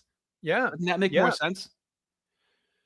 Nobody here, and this building here, right here, has generated millions of dollars, and it seems like business isn't even open right now, and it's a weekday. And if this was a daycare center, it wouldn't just be in some industrialized building. There would be maybe like a playground or something outside. Or there's no play area for the kids, so where are the kids? Where's anybody? How can there be nobody here? And it's like this every single day. I've never seen a single child here. In 9 years, I've never seen a single child at this building. Right there. Oh, then now it looks like we already got the Somalis coming. Yeah, they're coming. The word's out. Hello, is this your daycare? No, you didn't tell us where We noticed this in the UK as well, right? If you start filming anywhere, they start swarming. This is Yep. This is a cultural practice, so to speak. That's right. No children? Have you ever seen children at this child care center? I'm not sure. I don't know. Doesn't know if she's ever seen a child here. All right, let's go to the next location. And the fraud only gets more from here. Make sure you stay till the very end of this video to see exactly how much fraud we find by the time we are done. And before we go to the next location, I want to show you something super interesting. Oh yeah, they did change their flag. Oh yeah, I saw that. Look more Somali. This is Flags legitimate. in Minnesota. And here in Minnesota, if you take a look at the Minnesota state flag, they recently changed it, and it very much so resembles the flag of Somalia. And really quick, I want to tell you, and we have an ad. Music. And right now, % off. Shirley, how much money has this one generated? This one, in fiscal year 2025, $1,042,059. In fiscal year 2024, $1,059,078. And in fiscal year 2023, $727,336. This next one is literally one block away, and this one's also generated nearly $3 million in the past 3 years. See, there's any children. Take care here. So these buildings, there's multiple businesses at these buildings, and they're within like blocks of each other, right? So it's all about, as always, taking up space. Yep. Now where are we going? Now we're going to Sweet Angel Childcare. We're in the middle of a strip mall here inside of this neighborhood. In fiscal year 2025, this facility, which has its license for 74 kids, was paid $1.26 million in tax money. And there are no kids, and all the facilities are the same way, all of them. Let's see if anyone opens. Yeah, let's see. Once again, I tried to find a spot for my son Joey, and they would not open the door. I want to put my son Joey in daycare. Why? Because I need a spot to put my son Joey. Yes. Is this your daycare center? No, what there? What's happened? I just want to put a child in daycare, but all the daycare centers seem to be closed. No one's opening the doors. You work here? I was, yeah. What's happened? Now, the level of cope we're going to see afterwards is going to be all of these white people making all of these post hoc rationalizations of how daycares are run and what's really going on, when all of these, how do we say this? Long sleeve weather IQ'd individuals couldn't come up with any of these like things in the moment to say. It's all going to be a post hoc rationalization of, well, you see, here's how it works. Sometimes they're open until 2 p.m. They weren't open yet. Okay, well, then what is this guy doing there if they're not open yet? Then what are they doing there when they're not open? Like, there's no... it's the post hoc rationalizations afterwards absolutely kill me. Where are the kids? Yeah. It says it's licensed for 74 children. Right here, state of Minnesota. Where are the kids? They got paid $1.26 million in fiscal year 2025. It says they have a capacity for 74 children. When? Where are the kids? Right here. State of Minnesota website. You work here and you don't know? I don't know. I was there before. I don't know what's going on. Were there any kids when you worked here? He's there. Kids there. How many? I don't know. You don't know? Yeah. You worked here. Okay, well, then you're not of any help. Can I put my son in a daycare here? No, I don't know. Can I speak to someone? No, I don't know. No? Yeah, I would like to see if I can put my son Joey here. Who's your son, Joey? My son Joey. Can I check out daycare center? I'm gonna do myself. No. That's kind of aggressive. I'm the owner. Do you put your kid here in this daycare? No. There is one child in there. Yeah, I'd like to know if this is a legit business. Me, I'm scared of you too. How come I explain everything? You're scared of me? Yeah. Why? Because of your petty. Because of my color. You said you're scared of me. Oh, incredible. Racism. I can't, but such racism. Can't exist. It's an illegitimate term because nothing happens And you can tell she's been taught that, right? That was the quiet part out loud. Yeah. Imagine if she fucking she rocked up to like a bunch of white people and they're like, "Yeah, I'm scared of you because you're color." It'd be like, "Oh my god, the fucking tragedy." Oh, they would get off on it. They enjoy scaring white people. Because of my color. Does that make you a racist? Yeah, no. But No. you said you're scared of me because of my color. I'm not saying you're racist. You said you're scared of me because of my color. That makes you a racist. So right now, See how she laughs? Imagine just going to somebody else's country and having like this much power over them, socially, culturally, governmentally, institutionally. See, in my opinion, right, like that's what a lot of this anti-bullshit, like the BLM crap, was laying the foundation for, basically, right? They were just going around the world and just like laying down this cultural superstructure that's like, oh yeah, it's completely okay to like fuck over white people. So like when they imported them to white countries, they would just be like, oh, you know, like it's okay to fuck them over. Oh, so do you mean that Goy and Gentile was replaced with white? And then do you mean with homophobia, Goy and Gentile was replaced with straight? And then go down the list of the isms and obics? Yes. We have to deny these terms wholesale. Yes. they're all getting mad because he's showing the paperwork of this business being registered as a business. 74 children, no children. We saw one child when the lady opened up the door. So now they're all getting mad. What was this money spent on? 1.26 million. What was that money spent on? There aren't any kids. Hey, she's just as American as me. You know, that's just how, you know, I speak a certain way in Boston. They speak a certain way in Minnesota. Okay, these are that's right. That's right. Confused ooga booga noises. Like it's a dialect. Let's fucking play that one back. We saw one child when the lady opened up the door. So now they're all getting mad. What was this money spent on? 1.26 million. What was that money spent on? There aren't any kids. Ask the kids. Well, then why are you talking for the owner if you're telling me to talk to the owner? I'm sorry. I'm not understanding what you're talking about. Do you have a child here? No. Does anybody? No. Where are the 74 kids? Did you lose them? Never heard someone speak in chicken scratch before. Did you lose these kids? Do I need to call someone? Do I need to issue an Amber Alert for missing children? Are these children missing? It's not my business that children are missing. 74 infants and toddlers, preschool. The proof's right there. There's no children anywhere. It's from the state of Minnesota right here. I think we're moving on to the next location. Now, let's also address how are they capable of teaching children that speak English? Is it even fucking possible? We don't know where any of the kids are. And even if we did, are they capable of teaching them in English? Look, bro, right? Teaching kids English is white supremacy, right? Like, actually, I've got something for this. Get it, girl. Where is it? Oh my god! My list for this is like. I know. Yeah. I'll keep going and let me know when you find it, okay? Yeah. Have a good day. As we continue to show the blatant fraud that was taking place here in Minnesota, start tallying up some numbers right now. From this daycare center, we headed over to the infamous Quality Learning Center. Here we go, fellas. Which actually spells Quality Learing Center on the outside of their sign. That's how blatant this fraud is here at this. I really want you to take this in because afterwards there's going to be such smug people on the left being like, haha, I can justify this. Okay, well, they can barely speak English and they can barely even spell, but they're masters at siphoning billions of dollars out of the government. It's incredible. I can't believe they're that smart.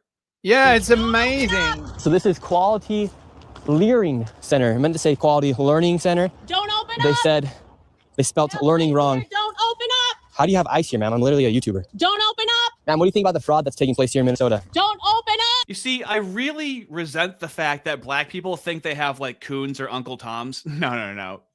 Nobody has race traders except for white people, okay? Fuck you guys. You don't understand what that shit is. You don't get to say Uncle Tom or any of that shit. They think a black Republican is somehow like a race trader or an Uncle Tom because he thinks differently. No, we have white people that fucking hate white people. We have so many Uncle Ruckuses that are white people. Look, I mean, if you think about it, right, it makes sense, right? Did you notice? Did you know that whiteness is actually a pandemic, bro? Check it out. We posit that there is a whiteness pandemic behind the racism pandemic, and that this begins in the family system where young children are socialized into the culture of whiteness within white families. Our first recommendation is to remember that the whiteness pandemic is a pandemic. If you were born and raised in the United States, especially in a white family, then you've been raised in the pandemic, and you can play a role in halting and reversing this pandemic. We have 2 specific recommendations to that end.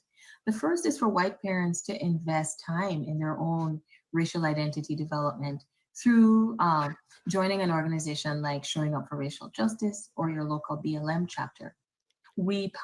Okay, so I'm fine with that. That doesn't bother me at all anymore. I'm completely fucking desensitized to that woman and people like that woman. I'm completely desensitized to communists, leftists, gender theory.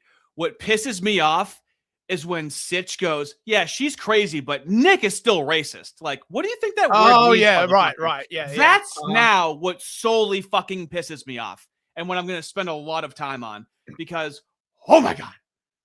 Listen, I got to run to the kitchen for a sec. Can you hold it down for like a minute? Absolutely. I'm a professional, mate. Come on. Professional. We have ice. Man, what do you think about this place being licensed for 99 children? The bitch ain't one. And getting $4 million over the $4 million in the last 2 years? Go away. What do you think about that? Are you in favor? Away. Are you in favor of that?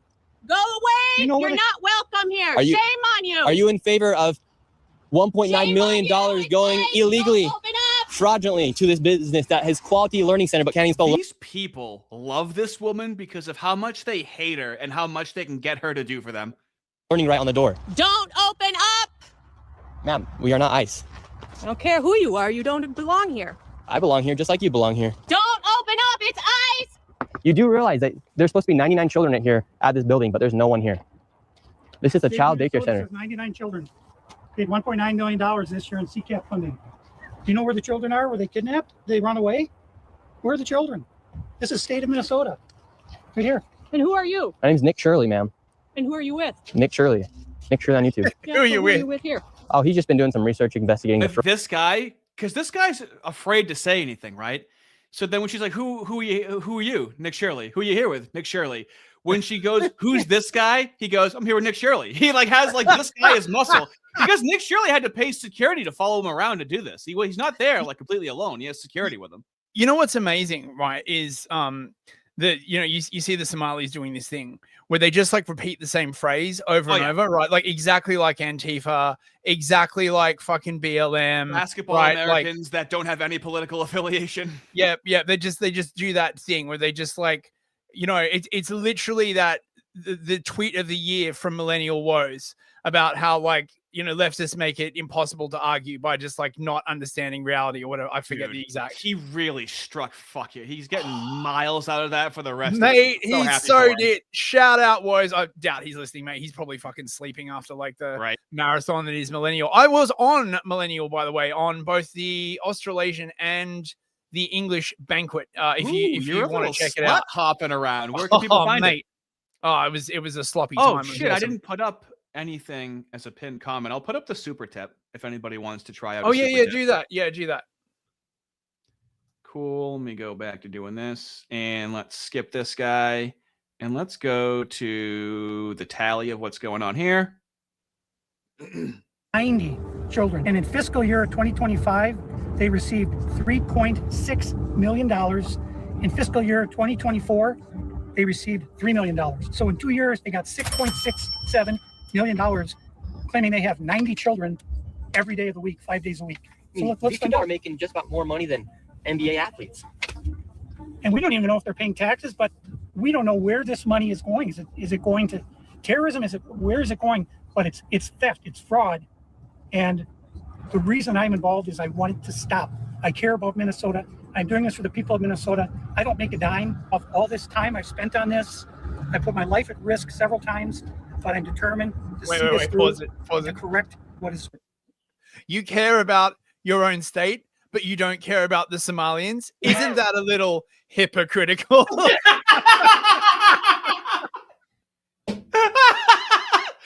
Unironically.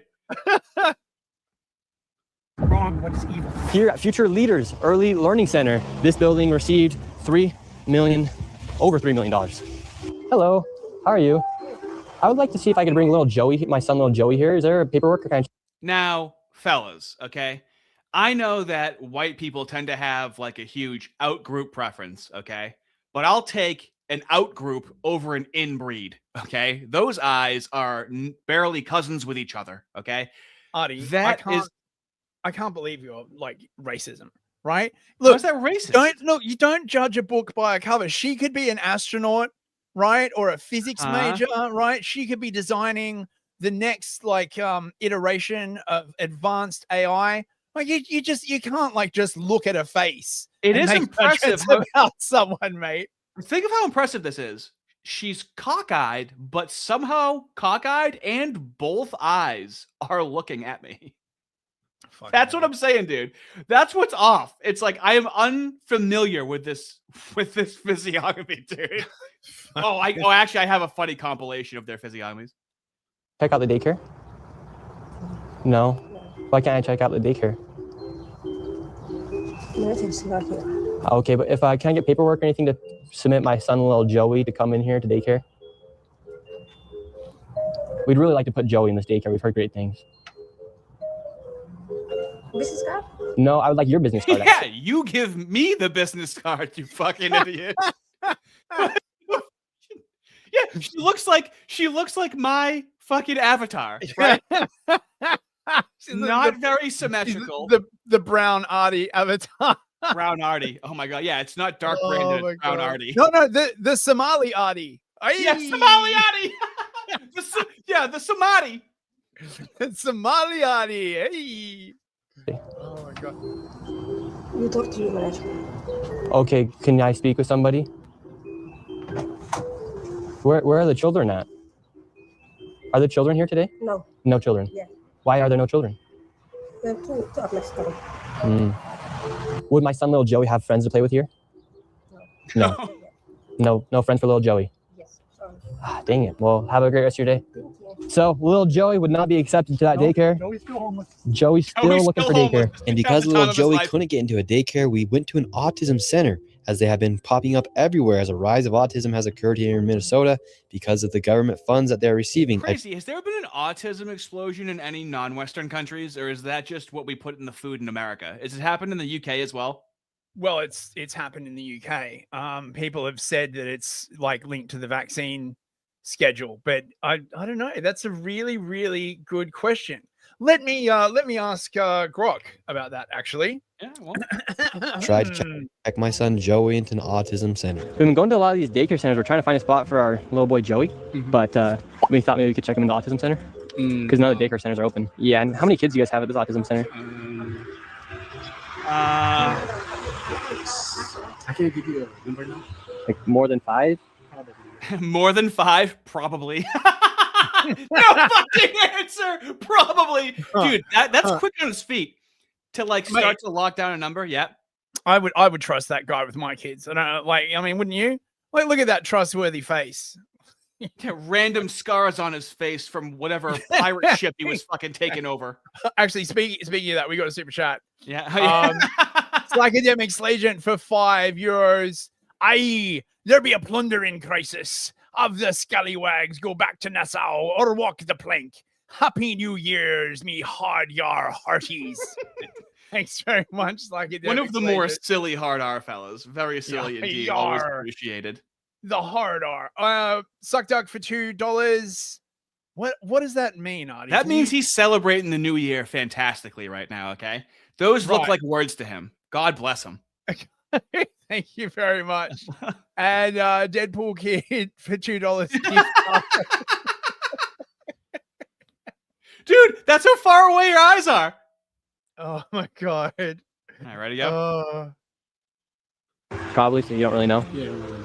What do you guys think about like the fraud that's been labeled on the autism centers here? What do you guys do think about the fraud, or how come the autism centers are popping up? I can't answer. What news? Are you a news reporter? My name's Nick. We're doing a little documentary trying to find little Joey a spot to put himself in one of these centers here because there's. So are you asking us about the fraud? Yeah, because we want to make sure we're going to legit business if we're going to bring our little boy Joey here. This is not a Joey spot. Yeah. But that's our number. You have to put. But this is we can't let you guys do so. Okay, thank you. So once again, little Joey, he can't even go to daycare, and now they won't even accept him if he has autism. And again, no kids. Couldn't tell you how many kids they serve. After being able to provide no evidence of them actually being an autism center in a place where a child could go, they shut the door and we headed to the next fraudulent daycare center that was just around the corner. We're on to the next location. We're still trying to find little Joey a place to go. We had an $18 billion surplus. This biennium, we have a $6 billion deficit. That's a $24 billion swing in one biennium. How in the world can you burn through $24 billion in 2 years? You're a fascist if you want to stop giving your government money, no matter how much they fucking lose your money, okay? Oh, yeah. Yeah, I mean, because not paying taxes, right, is the hallmark of fascism, right? Everybody knows this, right? Like, fascists don't pay taxes. Apparently, I've seen this on Twitter. People are starting to talk about, like, a tax strike, right? Like, until they get this, like, shit fixed, because, you know, it's going to be nearly, like, what, 6 days. It will have been a year into the Trump administration.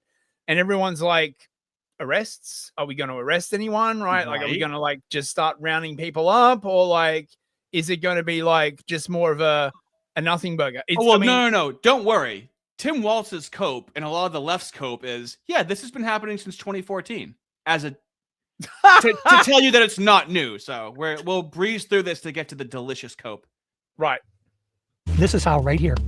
This is a huge part of it. And so would you say a lot of that is fraud that's taking place here in Minnesota? Absolutely. I would say better than 90% of it is absolute outright fraud. And a large percentage of this fraud is from these healthcare companies that are charging the state millions of dollars while they actually aren't providing anything. In fact, the FBI just did a raid a few days ago on a building similar to the one we were about to enter. Inside of this building, there were 14 of nearly the exact same businesses. Now, we can agree it's good that they're cracking down on it, but there's so much of it. Now, how the fuck is it so easy to get away with it? How is it? It's like they're just being given money and asking no questions and not qualifying them and freely giving the money away. It's as if that's happening. I think I have a response to that. Fucking, where is it? Oh, come on. They didn't say truth. You better watch it there, man, right? Like, I mean, I hope you're not suggesting that there's like an entire cabal or commissariat inside the Minnesota state government that is like deliberately like funneling funds and looking the other way to the Somali community because they are. It's not a no. It can't be a small cabal. There's like 2 billion Muslims. Okay, it's not small, and so this is gonna feel like the UK police at this part. Okay, so there needs to be some sort of phrase that we use because here's what the word would mean when the Muzzies get in control. And the police come and start saying that you're harassing people and start forcing you out of spaces. Okay. Well, it's sort of like religious anarcho-tyranny, essentially. It's not strictly religious, though. They would do it to me. It's going to be. Oh well, we'll think about it. But like this ethnic anarcho-tyranny, then I guess. Have you seen this part where the cops come in? No, go on. Awesome. So I want you to see if you felt the small amount that I felt because I've only encountered the UK police online. Places. Healthcare here, healthcare right here, another healthcare company right here. There are 3 healthcare companies inside of this building right here in this room of 7C. Now we have another Helping Hands, Home Care LLC, another healthcare company, Present Help right here. We're looking for the best rates of healthcare here inside this building because we have so many options. Who can we talk about getting the best healthcare? I don't know. No? Sorry. All right. We will not get any healthcare here. David, this is one of the stranger places I've ever been. Literally healthcare every door you go to, yet nobody will give you a rate. How much money do you think has been funneled through this building? Every year, I would say 50 to 60 million at least. And finally, we were accepted into one of the daycare centers and they actually took down information to give us a rate. However, when we left, we were then met with the police. I received a complaint that someone mentioned your description. We're in this building harassing the individuals who stay here. Oh, we're checking out the rates for healthcare. Because there's 14 healthcare companies inside this building, so. Okay. Well, that's not what he said. He said there's 14 companies here, and he's trying to assume because they're Somali providers, everyone is fraudulent. Okay. So he's here with some kind of like propaganda. No, we're just checking. No, this is a area that we're allowed to enforce trespassing ordinance. Is there any other reason you guys are here? Well, we were checking rates. No, he's not. We were checking rates. We asked for rates. No, you're not. Okay. I'm gonna have, if you guys are all good, we're gonna step outside and we can continue this conversation. All right, let's leave. So, all right, we're getting escorted out right now. The police have arrived. We were checking out the rates, seeing what was happening inside this building. No one would really speak with us. We did go inside the one daycare center, and she actually did give us rates for childcare. Much respect to that lady. What's the problem, officer? Well, so again, we've been getting reports from multiple individuals that you guys were harassing individuals who work here. At the end of the day, this is private property. At the end of the day, this is private property, but it's government funded. Is this an element of fascism, technically? I mean, I guess it's like an NGO kind of thing. You know what I mean, right? It's private, but it's funded by the government. Yeah, entirely funded by the government. Funny how that works out, huh? Yeah, it is funny how that works out. You know what I mean? It's if you think about it, it's like the sweet spot, right? Because you get all the advantages of being the government, but with none of the restrictions of being the government, right? It's the public-private partnership, right? It's a stakeholder economy. Oh, I love it. Yeah, and you know, not wasting all the time of learning the English fucking language too. That takes a long time. You have to really bypass everything. Get your own fucking building. Get the police called on people. I mean, yeah. Oh, get his ass. Get his ass. I fucking have a dancing Wojak. Thank you so much. Wow, you guys really want to party tonight, huh? Okay, we can party. Me and Fisk can party tonight. Dude, I think this guy's new. Salisbury. Have you seen this Chad before? Oh my god, look, we have another massive Chad. What? Look at this. What? Oh, Somali, what is going on here? Somali daycare enjoyer. Gifted 5 memberships, and so did Salisbury. Thank you very much, guys. What? I'm not fucking saying that on stream. Oh my! Wait, what? I didn't see it. I'm looking at other stuff right now. Hold on. What, the Somali daycare robber? Somali daycare enjoyer. Thank you. Wow. Fellas, we're going to shred tonight. Excellent. Yes, let's get back into it. Thank you. And it's one that people are allowed to ask you to leave, and it's also one the Minneapolis Police Department is allowed to enforce trespassing ordinance at this address. Yeah. So as we got escorted out of this building, the Somalis filmed us as we left, and we headed over to the next building that had 22 of the same home health care providers operating from inside of the building. Right here you have multicultural home care. And right here it says it's open, but can't even get in. Another Reliance Recovery Center. Mercy and Grace Care, Inc. Right here you have Denden Eritrean Youth Development Association of Minnesota. Another child care center. Welcome to Bright Beginning Center. But what do you guys think about the fraud that's taking place here in Minnesota? Yeah, we get it. Get a little physical. So at this building alone made $2.6 million. Let's see if $11 million anybody's so inside. far. Now we're inside of the building. Whoa. Dude, Whoa. it's insane. The amount of money. Dollars. Let's see if anybody's inside. Now we're inside of the building. How could this happen? There's apparently to 4 me? There we child go. care centers. We met this lady and we followed her to the back of the building where the daycare was supposedly at. So right here we have 2 child daycare centers. We have the Minnesota Child Care Center, and then we also have Nuna. Between the two, $2.66 million. Hello. Hi. Hi. Why are you voting? Yes. We would like to know. Well, it says we're trying to figure out 102 children. Is that for this facility? Look at this entire fucking compound they have. What do you think they're doing in there? Like, nothing fucking good, dude. Especially with all that secrecy they're afforded and having the police protect them. This is what happens with Muzzies every time in the West, dude. It's fucking incredible. Yep. Can confirm. Well, that's why it's annoying when Nick Fuentes is like downplaying the Muzzies. It's like, dude, I know that we hate the Moose, dude. I get it. We don't agree with them and they're a huge problem, okay? But we can hate 2 things at once, Nick, okay? Oh, For yeah. the love of fucking God. And Fuentes was like, oh, you know, we shouldn't like hate on the Europeans, right? You know, the Europeans like to relax and like drink wine. I'm like, dude, you know, Europe is like 20 fucking countries, right? You're just talking about fucking Spain and Greece. Like that's the issue with a lot of like white, dude. It's so tough to be a white nationalist. It's very confusing, and I can't align with it. I'm scared that I'm gonna say something that foolish. Fucking act like I'm all about something when I don't know anything about it. George Buckley gifting a membership. Thanks very much. Mighty kind to you, mate. Mighty kind. It's going on. It's from the state of Minnesota website. He goes for. It says you have 102 children here in your child care. Which child care name is a lot of Minnesota Child Care right here. It's from the state of Minnesota's website. We're just wondering where the children are. where the children are. Yeah, where are the children? It says you have 102 children here, and you got $2.66 million this year in funding, and $2.5 million last. Really remember, when you're about to see these lefties sweeping for this, if any of these people should be in charge of kids, okay? Just keep that in your mind once you hear the lefty code. Yeah, you should start with the lefty reaction. We're nearly at the end of hour number 2, mate. Yep. Esther, we're just wondering where the kids are. And who are you? My name's Nick Shirley. Nick Shirley. And where are you? Which department? Oh, we are from ourselves. Yeah. Hello, we'd like to ask where the money's going. So I love the very end of this. He goes to confront people and whatnot. Okay, this black guy comes out of absolutely nowhere. Okay, and he starts asking about this fucking fraud to this white lady, and he's black and disabled. Watch him pull this black and disabled card on this fucking white lady and watch her walk away and go, "Fuck, there's nothing I can do." Why should we be enabling fraud to happen here? No, I don't think anybody is enabling fraud to happen. Hold Governor Walz accountable for this. Okay, sir. No. Sir. When are you going to hold Governor Walz? No. She is a representative of the state of Minnesota. Yes or no?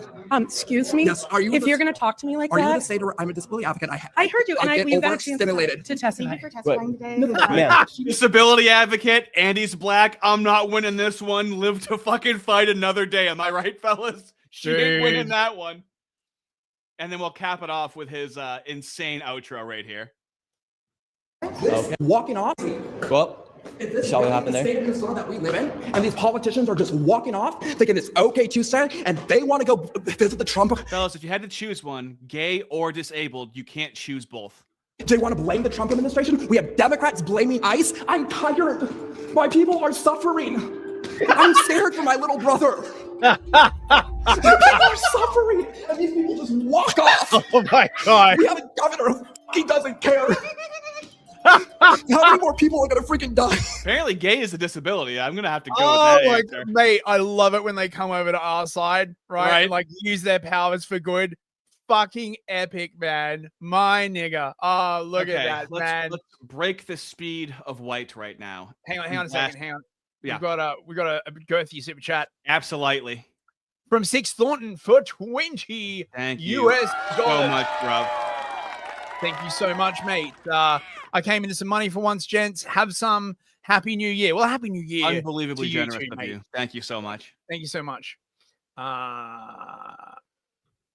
Right. So you got the cope now? Yeah, let's just blast through some cope.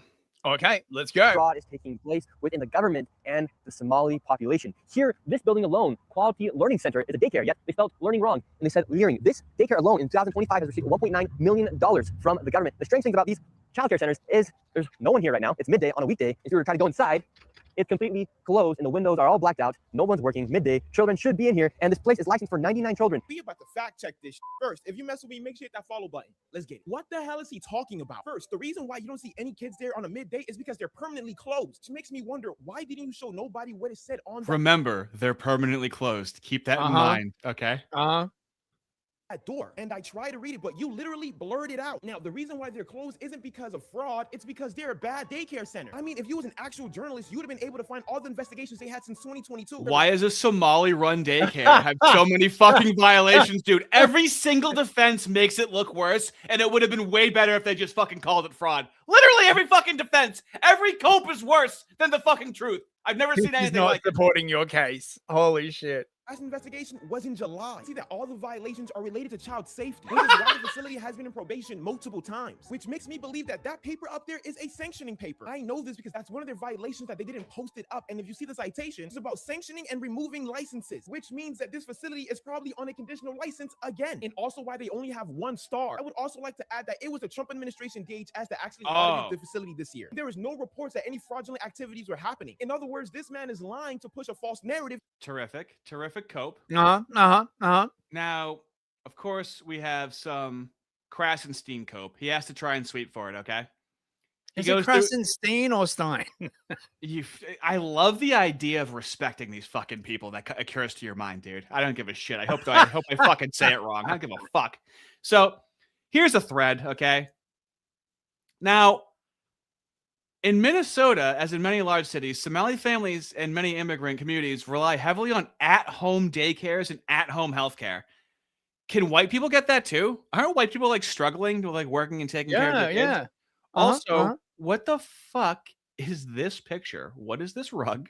Where are these people? Why did you post this picture? Not very fucking flattering. Why did they just get at-home healthcare and at-home fucking daycare? Not the fucking own you think it is, dude, okay? Where does he go to prove fraud? Oh, yeah. So he's like, these are just office buildings. Okay? So because they're sending people that's at-home healthcare, at-home daycare, so they need $2 million fucking dollars in order to have these offices in these buildings, okay? Like a fucking Yeah. compound, right? Yeah, That makes of fucking course. sense, doesn't it? Of course. I mean, they couldn't do the administration at the house where they had the kids. Clearly, they need like an entire other office building to do that, right? Yeah, that makes sense, right? That's why they need Yeah. $2 million. Obviously, they're not going to be able to prove that they're a legitimate business, give brochures, answer anything. Yeah, they will. Not mine. Not my kids. I keep those tucked neatly inside my balls. Nothing bad will ever happen to them. Okay, so Grift uncovered, not knowing how a schedule works. He's going to talk about how, so this is great. They're permanently closed, right? This is the Learing Center. Mind you, do you see the shirts he got made? Quality Learing Center, 1-800-FRAUD, okay? They're going to try and sue him for that, by the way. So I want to continue to uncover the grift that Nick Shirley is currently running in Minnesota, because when you slow this whole situation down, it totally unravels. Did you come during their normal operating hours when you came to visit? I came at 11. So let's get this straight. He went to a daycare that doesn't open until 2 p.m. mind you, they're permanently closed, obviously. They're throwing everything at the wall and seeing what sticks. He filmed it before it opened at like 10 a.m. and then presented the fact that it wasn't open as evidence of fraud. This you have run by a Somali political party. Child safety. Their heads are so far up their own fucking dicks that they keep including this clip, which does not look good. Especially in a country where the same political movement that Nick is a part of insists that everyone have the ability to get an assault rifle. And so, okay, you bring up a fair point. Then, but why can't they actually give me information how to enroll a child? Maybe that's because a 21-year-old kid that shows up with a whole camera crew filming is the one asking if he can enroll little Johnny in a daycare run by a Somali family. You can hear the uncertainty in his voice. Mind you, this is the Learing, so it's misspelled, allegedly permanently closed because of how fucking terrible it is. But then when Brian Krasenstein talks about it, it's just a nice family-run business that treats all the children fucking great, even though there's no fucking record of children going in there. Now it's a fucking 5-star paradise for children. Now there's no fucking problem at all whatsoever. It's insane what they're allowed to get away with. And I'll say this until the day I die. They're not smart. They just have power. They get unlimited fucking respawns. And if you sneeze and it sounds like the N-word, you're fucking going to jail, baby. Maybe in the UK. Maybe not in the US, okay? Not yet anyway, but they want to very badly. Oh, very badly. So what happens when you call the phone number to one of these daycares? This is where they show up. And this is the business right here. Sweet Angel Child Care in Minneapolis, Minnesota. Now, listen to where this phone number goes to when you call this child care center.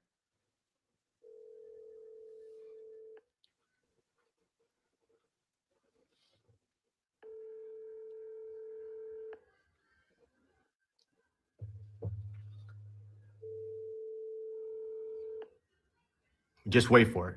Thank you for contacting the office of Governor Tim Walz and Lieutenant. Goes directly to Tim Walz's office. Let's keep going. Let's just keep going. Let me just put that back up for a second. We got completely legitimate. We got this guy who thinks he's real. Oh yeah, mega cult slayer. Give it to me. Give it to me right now. This is gonna make me so mad. This is gonna cut Rachel and point out so many inconsistencies. Let's go. Where are the children? What? Is this a daycare or not? This is my office where I make news videos. Did you see the report from Nick Shirley about the Somali daycares in Minnesota? Yes, he posted a 42-minute video, which I watched so that you don't have to. He's the only person out here doing real journalism. Hello, Mr. Vice President. Yes, I saw that you posted that. Great work, sir. So, yes, since 2018, more than half of $18 billion in taxpayer funds spent on the 14 programs intended to help low-income, vulnerable people was most likely. Full stop right there. Half of $18 billion was likely stolen in just 14 fucking programs. Full stop. Right, but dude, it was stolen by Browns. Okay, so really, if you think about it, it's basically like reparations for the Somalians, right? Who were negatively impacted by the slave trade or white supremacy? Or look, give me some time. I'll figure out some bullshit. It's not that it didn't happen. It's that you guys didn't know this is happening. Oh, well, can we focus more on this instead of a fucking white kid wearing a MAGA hat smiling at a Native American person that makes fucking national news? Oddly enough. Stolen. And there it is. But this has been under investigation for a long time. More than 92 people have been charged. Well, how come we haven't seen it in the news? Local and international outlets have been reporting on it for years. This is a Times article from 2022. But Representative Omar did nothing about this. That same year, she condemned the fraud that was happening. And in 2019, this article was written about the statewide audit. She condemned the well, fraud. she condemned it. Mate, He there you go. condemned what he shows on screen is Rep. Omar Leeds letter calling for answers on reported misuse. That's not condemning it. That's her looking for proof that it's Somalis, right? How is that her condemning it? That's first of all. Second of all, if Trump condemns white nationalism and white supremacy, they take that as a fucking answer, right? They don't ask him 50, 60, 70, 80 fucking times. Oh, yeah. It's just from her community that this is happening, and she's in power. Yeah, but she's fighting white supremacy, man. Right? You gotta understand, right? And by the way, hopefully I have it somewhere. The day after Kamala Harris asked Tim Walz to be her running mate, he managed to bring in $36 million. Wonder where it came from. Out of absolutely fucking thin air. God damn it. And in 2019, this article was written about the statewide audit of the fraud. Finally, here's a local article from 2018 that says that Minnesota has been aggressively investigating daycare fraud since 2014. Since 2014. So these progressives never really talk about the fucking progress, do they? Since 2014, and it's still, and look at the state of these fucking places now where people can barely even speak English. Like, I love that. The quality of the place is of no concern at all whatsoever. Locating any sort of children or what, they're like, this is So back then it was easier to track the flow of the money. So they've made it harder to track the flow of the money since. Right. That's a good point. But what about how they're funneling all the money to terrorists? Look, there is clearly fraud happening here. But that terrorist allegation was made by a police detective from Seattle who retired in 2015 and has never been to Minnesota. He's never been to Minnesota. Holy shit. Have you been? Have you even been there? He's never been to Minnesota. You know, we all know Fist doesn't know shit about America, okay? Because he's only been here a couple of times. We all know some fucking retarded fucking Negro from down the street knows way more about the country than fucking Fist does, right? God, what a dumb thing to say. What I love about this, right, is that the suggestion that you can't track international money flows from Seattle, right? You have to be on the ground in like Minnesota in order to like track financial movements to international terrorism. What the fuck are you talking about? The one time we're being there is of no value at all whatsoever. One of the few times. Usually there's some value with going to a place. This zero. What about the other daycares in the video? I didn't see any kids. Some of those daycares could have been committing fraud, but would you let a complete stranger flanked by his security team and his camera crew into your daycare to see the children? And I don't know when he filmed this, but my daughter's daycare is closed for the last 2 weeks of December. Why would it be closed? Isn't that when you need childcare because you still have work? Like, they don't work. People don't work at colleges. They work retail, right? Yeah, retail's very fucking demanding. What do you mean the daycare is closed? I'm sure. Look, I mean, if they're Muslim, right, then by definition the wives aren't working. Okay, so like because under Islam, the women can't work. So why the fuck do they need childcare in the first place, right? If they've got multiple wives and the wives stay home. Oh, well, yeah, that was also covered where like one guy can have like 4 wives. That's 4 incomes as well. So that's how the number gets so high. That's actually a good point. You might have thought you were being funny. That's actually enhances the concern. This is the kind of shit you learn about Islam living in an Islamic country like the UK. Okay, fellas, lightning round. PBD podcast happened today. I have his responses. Then after this, I've it's got all the you after this. I've got the international angle on this. All you after this. Video you posted. So watch this, folks. This is a byproduct of what Nick Shirley did on December 26th. Go ahead, Rob. Hello, I'm HHS Deputy Secretary Jim O'Neill. I'm here with Assistant Secretary Alex Adams. Alex oversees the Administration for Children and Families. Intrepid journalists have made shocking and credible allegations of extensive fraud in Minnesota's child care programs. We believe the state of Minnesota has allowed scammers and fake daycares to siphon millions of taxpayer dollars over the past decade. My office, ACF, provides Minnesota $185 million in child care funds each year. That money should be helping 19,000 American children, including toddlers and infants. Any dollar stolen by fraudsters is stolen from those children.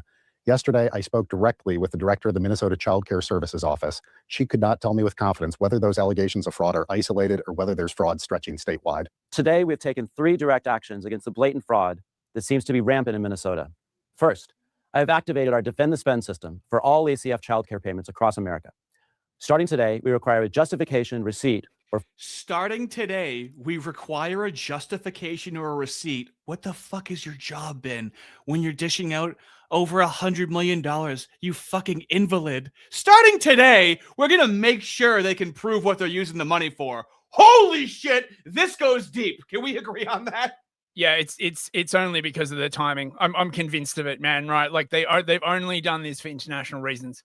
Very nice.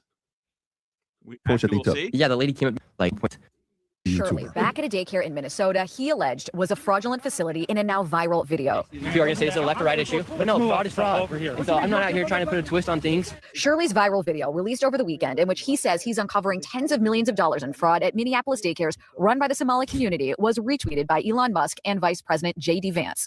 In the video, Shirley tries to open locked doors and talk to people at various daycares he claims are frauds. Did you come during their normal operating hours when you came to visit? I came at 11 a.m., I believe, and I also came the following day later in the day. The point of it is not whether or not I came at the right time of their operation hours. The point is that blacked out doors, they can't give you any information. You call that number, no one answers. I wasn't trying to go inside, and there should be a way for somebody to actually be able to call that number and somebody to be able to answer. These aren't real businesses. But surely you don't think a daycare should just be unlocked. You shouldn't be able to just walk into a There should be a daycare. reception. No, No. every daycare is locked. Their doors are locked. And so, okay, you bring up a fair point. Then why can't they actually give me information how to enroll a child? Federal law enforcement has been investigating fraud in Minnesota. And that's where they cut it. Why can't they give me information on how to enroll a child? Why even include him saying that? So we have To the audience, what's going on here? Yeah, so basically what they're doing inside these daycares, I don't doubt that there's 1 or 2 or a few children inside these daycares. It'd be very stupid to be receiving millions of dollars and not bring at least a few kids to daycare every day, right? But what they're doing here is they're bringing in children, and then they're just leaving after a few minutes of being inside the daycare. Mind you, there's news footage spanning a decade with this same problem, with this same community. And I don't know if this is the same video where it shows the Which makes you wonder why it's all popping off now. If only someone had an answer for that. Ooh, okay. I'll speed through. I like that. You're getting me wet. crossing the son. border in Spanish border. This is you. Yeah. How would you hear? Border. And we got 42, baby. What we got? Goes off the rail. Oh, yeah. Got me 607. It's not there. How much money are you? How much money are you making? Dreamline Security. How much money are you I making make off money of off of this? YouTube. That's how I make my money. Exactly. So you're making money off of sensationalizing. That's my job. And attacking is- the Somali community. I'm not attacking you guys. We're asking.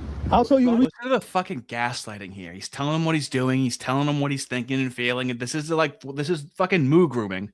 This is what they do in private. I feel like I've seen this strategy before, right? Where whenever you ask questions of a certain protected group, they immediately pivot to say that you're attacking the whole group, right? I feel like I've seen this before somewhere. Now, does this happen if it's with a small group of people? Or just okay. Reason why this is happening. All right. Let me tell you the reason why you're attacking us. Let me tell you the reason why you're attacking us, dude. Is it racism? Is it racism? Yeah, who gives a shit? I bet it's racism, right?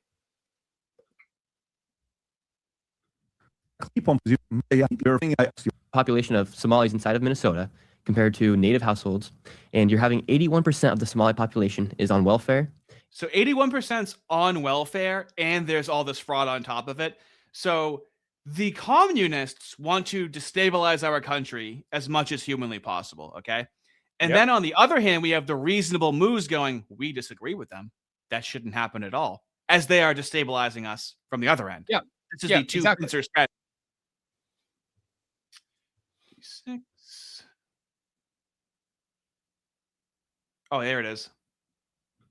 If you knew this or not, Harris's campaign raises $36 million in 24 hours after announcing Walz as running mate. Where that money came from, of course, someone can investigate this.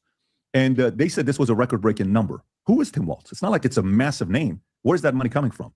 You know, we don't know who this individual was to be able to get this kind of money, but it gets people to question where this money came from. And then we got the fucking classic show, and you know the CEO seems to be. Have you seen this fucking guy right here on this show? This white guy, the one lone right winger on here before. Oh yeah, that's right. Yeah, it's really funny. Yeah. He's like the one right winger that they had to bring in under diversity rules now.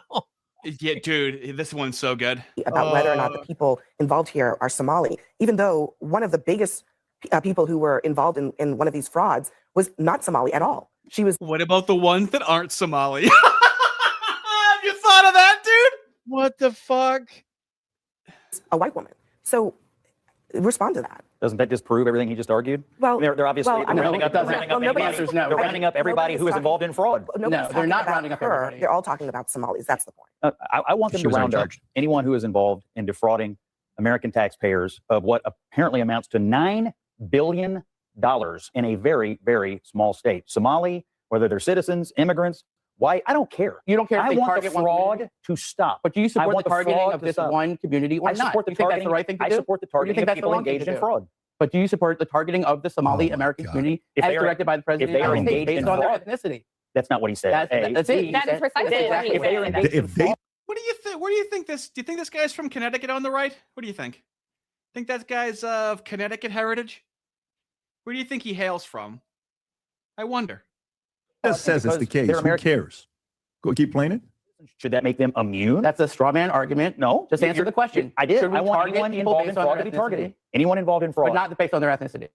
I want it based on whether they're involved in Is fraud. it really so hard to answer that question? Yes, Scott? I want it. Yes. Is it so hard? The only to sit there and criteria say we shouldn't target people based on their ethnicity? The only criteria I Can you have say is fraud. we shouldn't Can you target say- people based on can their you ethnicity? say- I can say that. can Can you you say say that? I can say I that. say it. Everyone here can say. Can you say it? Just want him to bend the knee and say it every time, baby.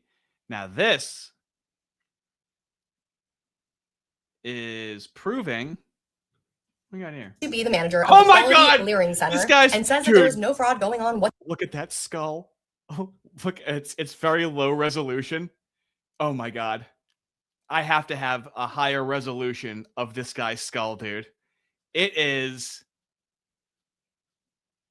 years of inbreeding, dude. Whoa! Oh! YouTuber if he was standing. Oh! I have nothing against him himself. Bro. I do have something against that rhetoric. Bro. I'm back. That is tough right there, okay? That is tough. Okay. Let's wrap up this video.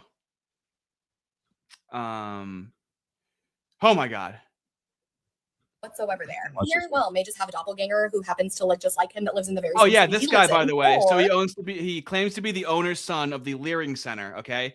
But oddly enough, he's like partying in the background with the mayor. He could be one of the Yeah. small community leaders who is working with local electeds to keep some of these fraud schemes going. But that would just be crazy, right? I could be totally wrong to assume this, but he's got a very unique face and hairline. Put out a certain message about a certain group. I mean, he looks so similar to this guy going. I mean, hypothetically speaking, it would make sense that someone running a fraudulent business would have a vested interest in who is in control politically in the city where they're running said fraudulent business. And Jacob, A lot of different places. Also going on here. People going into the daycare on the same day. Let me see it. The woman that you spoke about, the education commissioner? Yes, the commissioner of children. Where she talks about the daycare being closed, but they're also showing people going into the daycare on the same day. Let me see it. Is there fraud going on here? No, it's a video. I just want to know. What's your response? Huh? Get the out of here. What's your response to the allegation? So they're bussing in kids. Okay? They're busting in kids to go, see, kids go here. See, look at this. You just came on the day when there wasn't kids here. Is there fraud going on here? And is there children? That's all. We are aware of a video that's being circulated that has gained local and national attention about child care centers in Minnesota. While we have questions about some of the methods that were used in the video, we do take the concerns that the video raises about fraud very seriously. Each of the facilities mentioned in the video has been visited at least once in the last 6 months as part of our typical licensing process. Once? And in fact, our staff are out in the community today to visit each of these sites again so that we can look into the concerns that were raised in the video. So I won't go into any detail about whether or not any of these have any open investigations. I will share that our team was notified that Quality Learning Center closed just over a week ago. And I believe the details that were given at that time were around space concerns. And that's what was shared. The previous one I mentioned that had been closed. Right there. You give somebody $1.9 million and you only. So she ends up saying that on that day, she said that it's not open, it's closed. They lost their license, like the initial first black guy said, but then said it was just a dog shit learning center. But then also they bust in people that day there to start bringing in kids, and still say that like, yeah, we've always been open. So they get to be as duplicitous as humanly possible. I wonder where they learned it from. I believe that is all of the historical documentation that I cared to cover.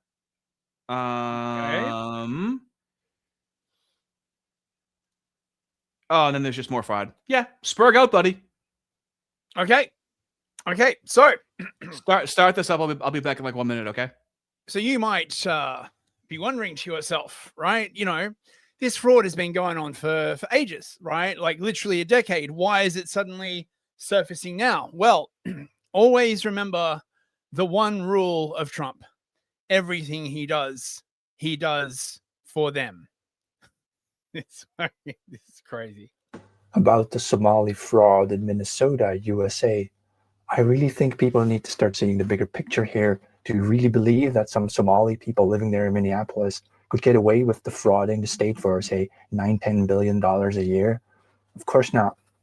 Washington, D.C. is totally involved in this and not only allowed it to happen, but made it happen. So that's because Israel recently recognized Somaliland, part of Somalia, as an independent state. Why would Israel do so? Well, they need a place to deport the Palestinians to. But you don't just get a piece of land where you can deport 2 million people to. You have to pay for it. And that's what this is. The U.S. is the greatest ally of Israel. Remember, the United States citizens, middle-class people, taxpayers are going to pay for that. This whole scam, the Somali care system scam, whatever, to me looks like an annual rental agreement where the U.S. taxpayer is now forced to pay $10 billion a year to the Somali elites, to Al-Shabaab, the terrorist organization, and so on, in exchange for a piece of land where Israel can then deport the Palestinians to. Your whole government is corrupt, okay? And this is just Somalia. Imagine what the USA is doing with India. Imagine how much money you're bleeding to India. Yeah, exactly. Right. So before we get into this, we've got a couple of super chats. Oh, yeah, mate. Suck duck for $2. I'm sorry, but Lefty looks like largemouth bass. Yeah. A few generations of the same bloodline will do that to you. The new GM for $5. I'm back. My nephew is good, and my sister is recovering well from the C-section. Jesus Christ, dude! Fresh from the source over here. Wow. God bless your nephew and your sister, mate. I hope she recovers soon. Do you like the atheist response to that and the Orthodox response to that, bringing new life into the world? Very stark difference. We really do cover a lot of ground here. Slurms for $2. There's a reason they're called bulb heads. Yeah, I know. Dude. And Death Takes for 5 loonies. GoldenEye 64 big head. Dude. Right. Wait, let me just play a quick actually, what are you going into right now? Okay, so let us explore this this assertion from this guy. This is Somaliland, right? This little sort of bit on the map here. As you can see, it is a sort of northwestern chunk of Somalia, which basically encompasses the entirety of the Horn of Africa. They have been basically running their own country for like about a decade. They've got their own currency, all this kind of like other stuff. And they are very, very strategically positioned. Why, you might ask? Well, because they are right across the Gulf of Aden from Yemen, right? You guys remember Yemen? The Israelis have been fighting like a war with them. And they are right on the the Mal Abdab Strait. What's it called? The Bab al Mandab Strait. Okay. Yes. Tons and tons of oil goes through here. It is the mouth of the Red Sea, which leads up to the Suez Canal. Very, very important. Now, apart from Djibouti, Djibouti. Now, what's happened recently? Turns out that Israel has just recognized Somaliland, right? They are the only country to do so. this little breakaway province of Somalia, and suddenly Israel has come out and said, like, oh, yeah, we recognize them as a completely independent sovereign country. This has annoyed other countries in the region. But I mean, it's Israel. So, like, obviously they don't care, right? International law is for, is for the goyim, right? Like, not for the chosen. Israel's recent decision to unilaterally recognize Somaliland is fundamentally illegitimate and utterly unacceptable to us. The Netanyahu government, which bears the blood of 71,000 of our Palestinian brothers and sisters on its hands following its relentless and aggressive assaults on Gaza, Lebanon, Yemen, Iran, Qatar, and Syria, is now actively attempting to destabilize the entire Horn of Africa region. In addition to regional countries, with Egypt and Saudi Arabia at the forefront, the European Union, the Organization of Islamic Cooperation, and the Arab League have also issued statements rejecting Israel's decision. The very first statement issued by the American President, Mr. Trump, regarding this particular subject was exceptionally meaningful. Furthermore, it served as a clear affirmation of the comprehensive global peace vision that he has consistently articulated and championed ever since he first assumed. Yeah, enough of that. Right. Okay. So the important point to understand is this. So, the things that apparently Somaliland has agreed to in order to be recognized by Israel, I'm sure there won't be any money in it for or anything like that. First, the resettlement of Palestinians in Somaliland, right? Interesting. The rumor on the ground is that Somaliland is going to take 2 million Palestinians. They do need a place to put them. Second, the provision of a military base on the Gulf of Aden coast, an Israeli military base, of course, with which they can strike Yemen. And third, Somaliland's accession to the Abraham Accords, which basically means economic normalization with Israel. Awesome, right? Like, I mean, now just completely coincidentally, Somalia just discovered $2 trillion worth of oil and gas, right? I've heard the luck of the Irish, but the luck of these Somalis is incredible. Oh, it's amazing, right? It's just truly incredible, right? So the US government, of course, is behind that because remember Trump's law, everything he does for them. And Somalia, as opposed to Somaliland, is now in talks with China to give them a free naval base and a defense pact, right? Now, why would I say this is relevant? Well, it turns out that Somalia, about 20% of their economy, right? And I wouldn't trust economic figures, quite frankly, right? It's not like, It gives us a frame of reference to have it. Gives us a frame of reference. Is supported by remittances. Okay, that's like money from like Somalis in other countries that they send home. Okay. Okay. Somali's entire GDP is 13 billion, right? Like that's their declared GDP. Okay, so the amount of money these frauds and like other scams are generating is significant. Okay, according to Grok, the total remittances, this is from the World Bank, is around 2 billion, representing 15 to 25% of GDP, depending on sort of how you slice it. And don't tell me like a lot of that is black money, right? Bitcoin, like other kinds of like ways of transferring it without being traced, right? Right. Now, according to PBS, roughly 25% of that total amount of money is from the US. Now, I reckon it's probably larger, right? Especially by this point. A lot of this economic data is like quite old. So a conservative estimate is that there's 9 billion in fraud going on in Minnesota, which is about 1.5 to 1.8 billion annually. About 70 to 80% is attributed to Somali-led schemes, which means that conservatively, right, could be more, 25 to 40% of the defrauded funds are being sent to Somalia. What this means basically, right, is that by disrupting this flow very suddenly, right, which is exactly what the Department of Health and Human Services has done, they just froze all childcare payments to the state of Minnesota, could shock the Somali economy, right? Because they're going to be like instantly removing, let's take a conservative, like just pull a figure out of there, say 10%, right, of their entire economy is just like, boom, gone like that. Now, this could give Israel, America, significant leverage in the negotiations over Somaliland. Now, I got like roasted. I replied to Asmongold. Oh yeah, dude. Did you show where you got roasted? Do you have it? Yeah. Oh, beautiful. So Asmongold is like, it's the moose, right? And I'm like, listen, man, right? There's a logical explanation for this that does not involve space lasers. Israel just recognized Somaliland, a breakaway province of Somalia on the Gulf of Aden. They did this so they can fight the Houthis across the Gulf that have been blocking shipping. The Somalis are very angry about this. Cutting all government assistance to Somalians will significantly affect the Somali economy, which relies on remittances for at least 20% of its economy. The fraud has been around for at least a decade. Everybody knows about it. So it is legitimate to ask why this is being boosted at this particularly critical time.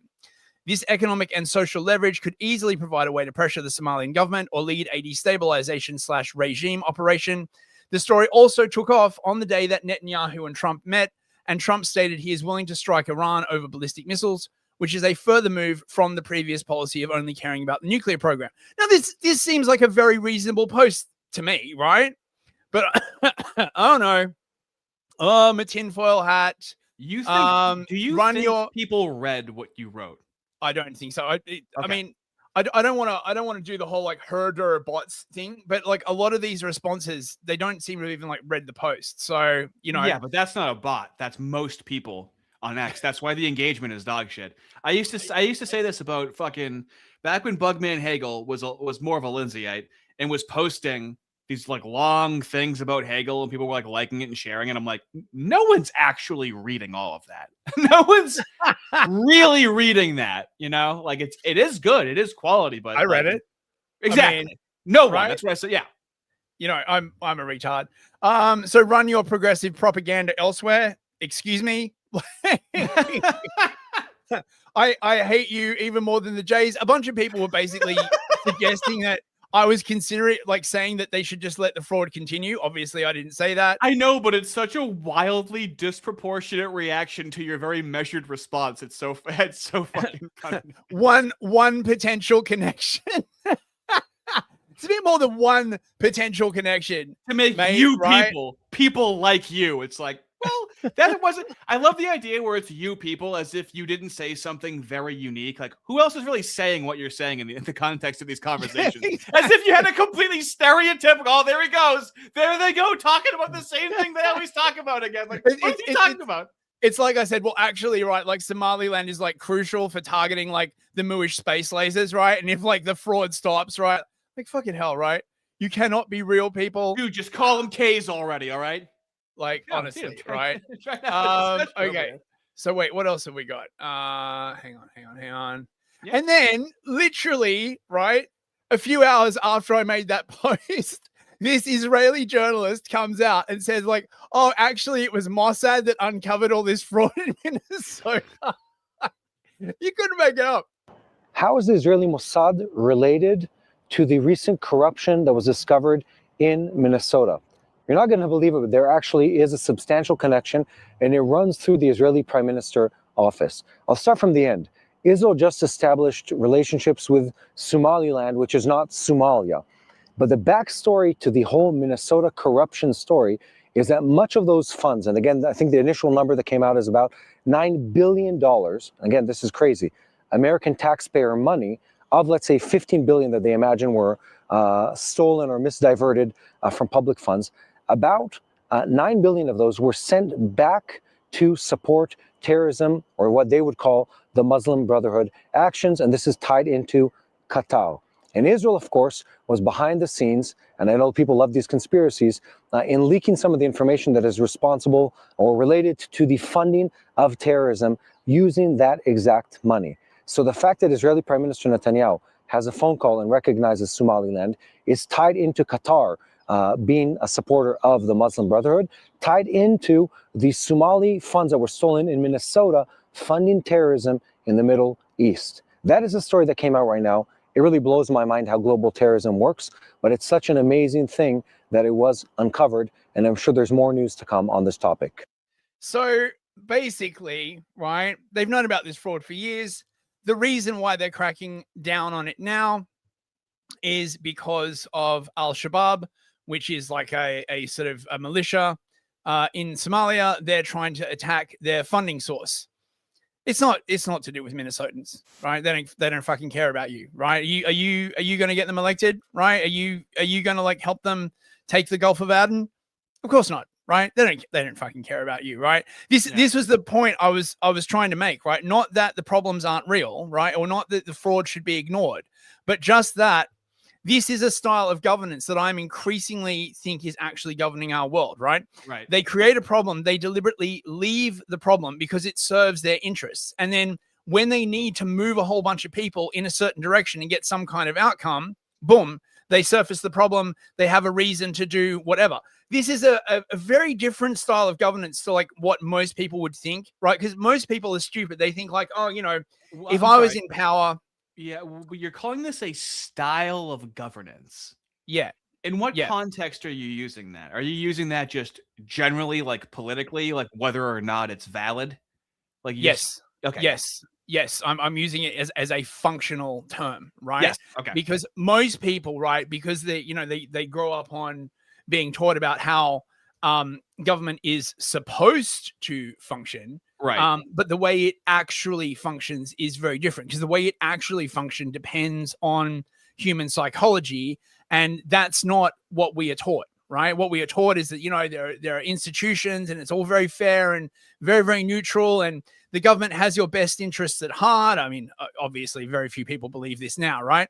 But it would make much more sense to actually govern by the rules of mass psychology. And I think this is basically what's been happening, right? This is one of the reasons why nothing ever changes. This is why the reason why everyone thinks everything is a fucking psyop, because the gulf between how you are told that power works and what power actually does just keeps widening and widening and widening, because fundamentally the people in power, they just don't give a shit about you, right? Like, and now that they have figured out all of these hacks, right? Because one of the problems with democracy is that the way to power is to influence the minds of the people. This is very distinct to say like monarchy or dictatorship or any of these other forms of government where you just rock in and you're like, right, look at me, I am the monarch now, right? Anyone like crosses me, you're going to get a pike up your jacksie. Now that might be very oppressive, but it is at least honest, okay, right? They're like, why are you the king? Because if you say I'm not the king, I'm going to fucking kill you. Now that's very oppressive, but it is honest, okay, right? Oh, he's the king. How do you know? He's got a castle. He's got all the swords. Democracy is a different beast entirely, right? You've got to control the minds of the people. And then what that basically means is that every single thing about society has to be controlled, right? The media, religion, fucking the internet, lest people start developing a narrative that benefits anyone other than the political class and becomes a roadblock to them retaining power. And I think this is basically how the West is really run, and eventually how all democracies wind up being run. What's compelling about what you're positioning is that the West does feel like it's attempted to be like run, even though it's like there's an ocean between us. But for some reason, when a black guy gets killed in Minnesota, global protests mainly across the West, right? Like, what was the interpretation of that as you and the, like, when that popped off, you were like, why the fuck do we care? Where is this coming from? Like, mate, it was fun. Did you hear about BLM in the UK?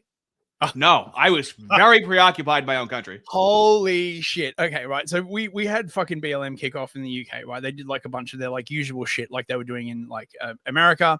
The cops, of course, were like very, very hands off and And then the chick who was the head of BLM UK, I think her name was Sasha Johnson, right?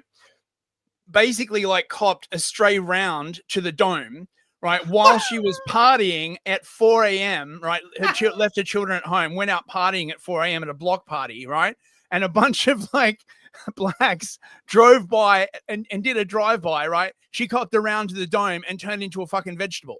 Now it's weird that if she had not died, BLM could have actually become like a proper force in the UK because they had the same fucking narrative like already laid out. They had you know, like we had like the UK version of like Trayvon Martin. There was this like Where one did the stray kid. come from?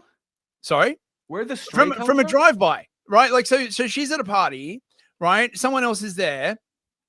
There's a drive-by, right? They're shooting at this dude, and she cops a stray round to the dome, right? And she doesn't die. She like becomes like a vegetable, You right? just need some tighter gun laws. So we had this guy. I think his name was like Stephen Lawrence. He got killed when he was like running from the cops and fell on like a spiked fence. And then like because of this, right, they had to dismantle the entire police force, and there were investigations and no. All like everything that happened in America was basically happening in the UK. It was set up and primed. And then the leader copped a round to the dome, and the whole thing fizzled out. So yeah, it could have totally kicked off here. Right, it's exactly the same shit. Arm of slavery. Let's not talk about how like the English basically ended slavery. Yeah, right? like They spent so much money doing it. They only paid it off in like 2000. That's the thing, is like I understand our like slavery story, but like how did they try and pull that shit there? Did they just have to like pivot to it being global, or did they actually like try and strain down some like pain points of the UK and whatever they did however long ago? Yeah, you know, they just shifted it to a UK context. They were like, oh well, you know, they just lied about England and slavery, completely glossed over the fact that England spent all this money like ending slavery, glossed over all of the stuff about there was this one African country, not Mali, I forget the name of it. Mauritania. It was no. It was on the coast. It was like a slave trading like country. Literally their entire economy. that one, right? Yeah. I forget what it was called, right?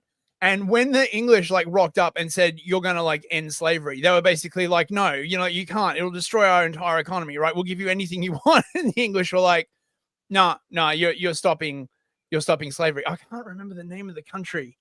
Oh God, chat. Someone must no, it wasn't the Barbary Pirates. Incredible. It's gonna fucking annoy me. What Anyways, kind of chat do we have where they can't even answer that very simple, not odd question? Was it the Kumasi and Ashanti Empire? Says Hurt Chain. Benin. X4 Link X, mate. Benin. It was Benin. Mate. Wow. We have the best chat. As opposed to Venus, right? Yes. Which was, you know, just like sort of south of Benin. And Dahomey. Yes, Dahomey. Yes, classic right. Dahomey tribes. Yeah. I like to hang out with Dahomey, Mahomey, you know. Now, people might think you're being silly, but they are called the Dahomies. That's what they're actually called. Dahomies. And of course, I just love this, mate. I've gone back and like looked at it a bunch of times. It's just like the schizo is just evolving.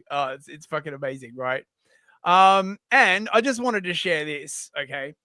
Remember, as I said, like at the same day that this was like going down, Netanyahu happened to be in Washington with Trump, and Trump basically turned around and said, well, yeah, you know how we attacked Iran because of the nuclear program? We've all been going on about like the nuclear program.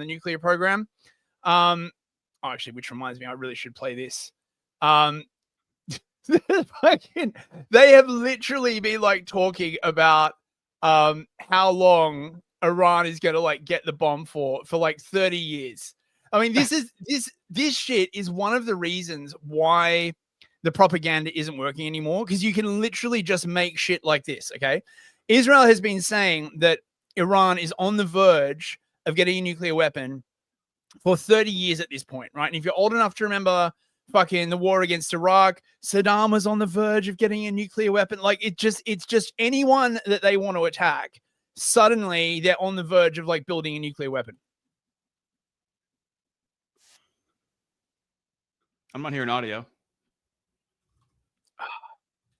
Fucking hang on. Bloody crashed. I hate it when it Bloody does that. hell, mate. Your browser has lost connection to the audio thing. Why? Tell me what is it doing? Hey, this is a night of celebration, not freaking out at technology. Okay, we have DPK $2. George W. Bush. Did someone say oil? Right. Did someone say oil? We got the new GM, $5. Thank you so much. K. Yikes! Have always been my favorite slur, even before I believed in AJ questioning. Right? You get it's like fuck. That K sound really slips off the tongue very well. Really gets a lot off your chest. It does. DPK for $5, mate. Thank you. Here's where I get annoyed by both pro and anti-moves.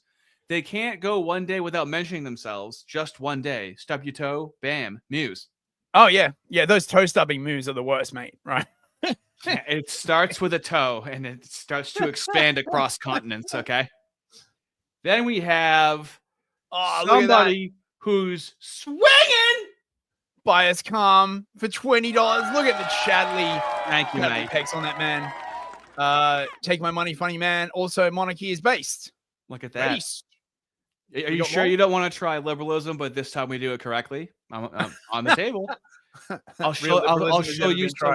show you some bottom ball if you're interested, you know. Double mumble $5. I'm already getting silly, dude. We gotta go behind the paywalls, dude. I'm not safe for public consumption.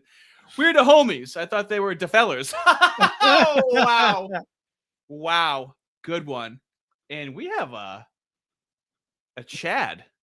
We have a Chad in our hands here. Fucking hell, mate. And you want to know what? And this is true. You can look this up. And now the Chad does what the Chad wants. And no one is stopping him because Chad does what Chad wants.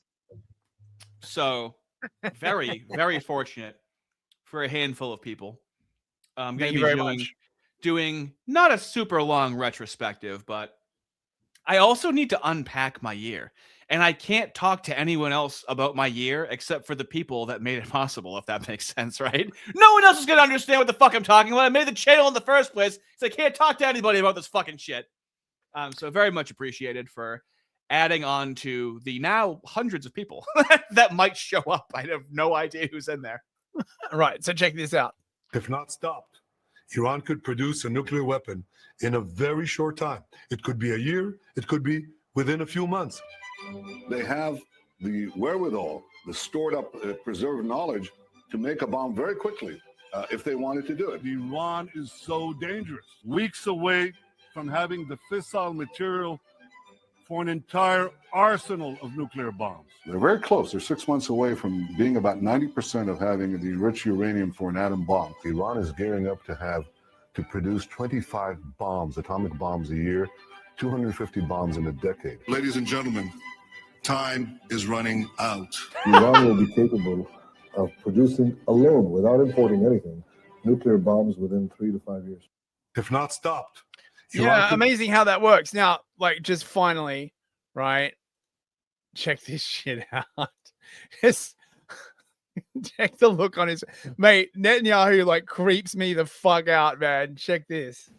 And speaking of Iran, I hope they're not trying to build up again, because if they are, we're going to have no choice but very quickly to eradicate that buildup. So I hope Iran is not trying to build up, as I've been reading that they're building up weapons. He's literally trying to stop himself, like breaking out into a maniacal grin. I mean, dude, that's method acting for a couple decades. Other things. And if they are... oh my God. It's just, yes, Donald, yes. They're not using the sites that we obliterated, but they're using possibly different sites. We know exactly where they're going, what they're doing. And I hope they're not doing it, because we don't want to waste the fuel on a B-2. It's a 37-hour trip both ways. I don't want to. Fucking hell. Oh, dude. Oh, you got another girthy. Wait. Not this one. Another girthy super chat from Total Blackout Painting. TBP. Mate, have a sneed. Happy New Year's, my fellow Mayo monkeys. Oh, happy New Year to you as well, Total Blackout Painting. I hope you are well. I know TBP in real life. He's a good lad. Happy New Year and a festive Christmas to you and yours, TBP. I just want to know how he's able to afford all these super chats. Oh, you're on the payroll of the Jews. I don't know how else it's possible. I mean, I don't know where this is coming from. That is clearly the reason. Okay, so I think that's the end of my geopolitical rant I think. I wouldn't mind taking a nice, 15, 20-minute break before we go for another 3 or 4 hours behind the paywall. That's probably a good idea. Yeah. You know? Yep. I do know. So we're going to wrap up then? Play us out. Well, thank you very much for a good lad. Thank you very much for joining us on this special New Year's Eve stream. If you are a member, you can come behind the Wailing Wall. You don't even have to kiss it. Okay, there's a door. You don't have to touch the wall. That's right. Just duck down the wall. Make sure to bring reverse the wall. And you can see the secret after hours, very, very spicy stream where Artie and I will both be getting drunk, and we'll have the fellas on, and we'll just be shit posting, right? Like it'll be great. So I hope to see you all there. And when are we back again? Monday? On Friday. Tuesday? Friday. Wait, tomorrow? You mean? Yeah. That's AnF's on Friday. Is there even going to be like anything to like report? Mate, some stuff better happen in the next couple of days. No, you already know this, but your autism forgot. At noon EST, Nick Fuentes is talking to Joel Webbin, so I'm going to turbo autism timestamps from that. Or I imagine there's going to be some really interesting things for us to talk about. So we really might just make that like a huge focal point, since we did give people a show 2 days beforehand. But I don't think it's going to be boring, and it's going to lead to a lot of good conversation, because Joel Webbin is the reason why I support blasphemy laws as an atheist. So interesting points of view will be exchanged that me and you don't normally talk about. So it'll be interesting. And we didn't even talk about Iran. I've got like a whole autism folder on what's going down in Iran as well, right? I bet you do. That. And oh my God, look at this! What? Another girthy. What is going on here? Jim Knight, JLM Knight. Payroll of the Jews. Clearly, unbelievable. I really got to start incorporating that. Absolutely unbelievable. Okay. Right, you guys are inviting freaks. I don't know who's, it was going to be a small get together, right? Behind the paywall. I'll just have a couple of fellows over. Now he's calling up 10 of his friends that he's fucking just met yesterday. Come on, come over. It's going to be awesome. It's like a block party that gets out of control. Where do all these people come from? I don't even know who this guy is. And I'm going to go, that's my own fault, because you know what you're dealing with the hard R's. Am I right, fellas? Okay. All right. Have a good night, fellas. And some of you fellas will come behind there. All right. See you. Good night, everyone. Happy New Year. Harden Fist. Harden Fist. You can be sure that they both on a list.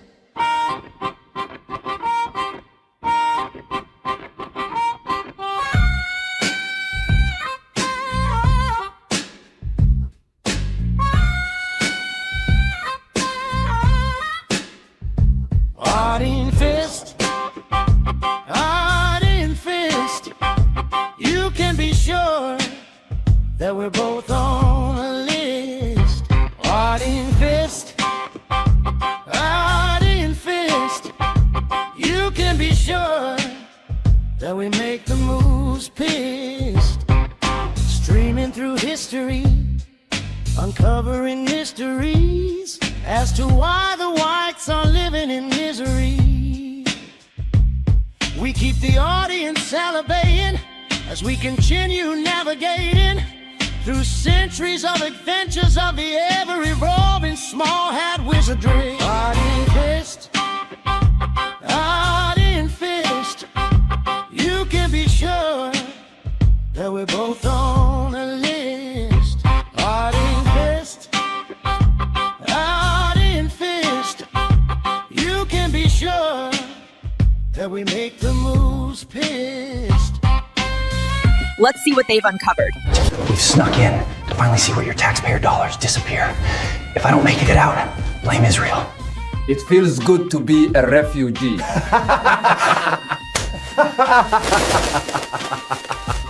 Safe to say the great replacement has begun. Back to you. Thanks, Ching Chong. Harden Fist. Harden Fist. Let us show you what you might have lived.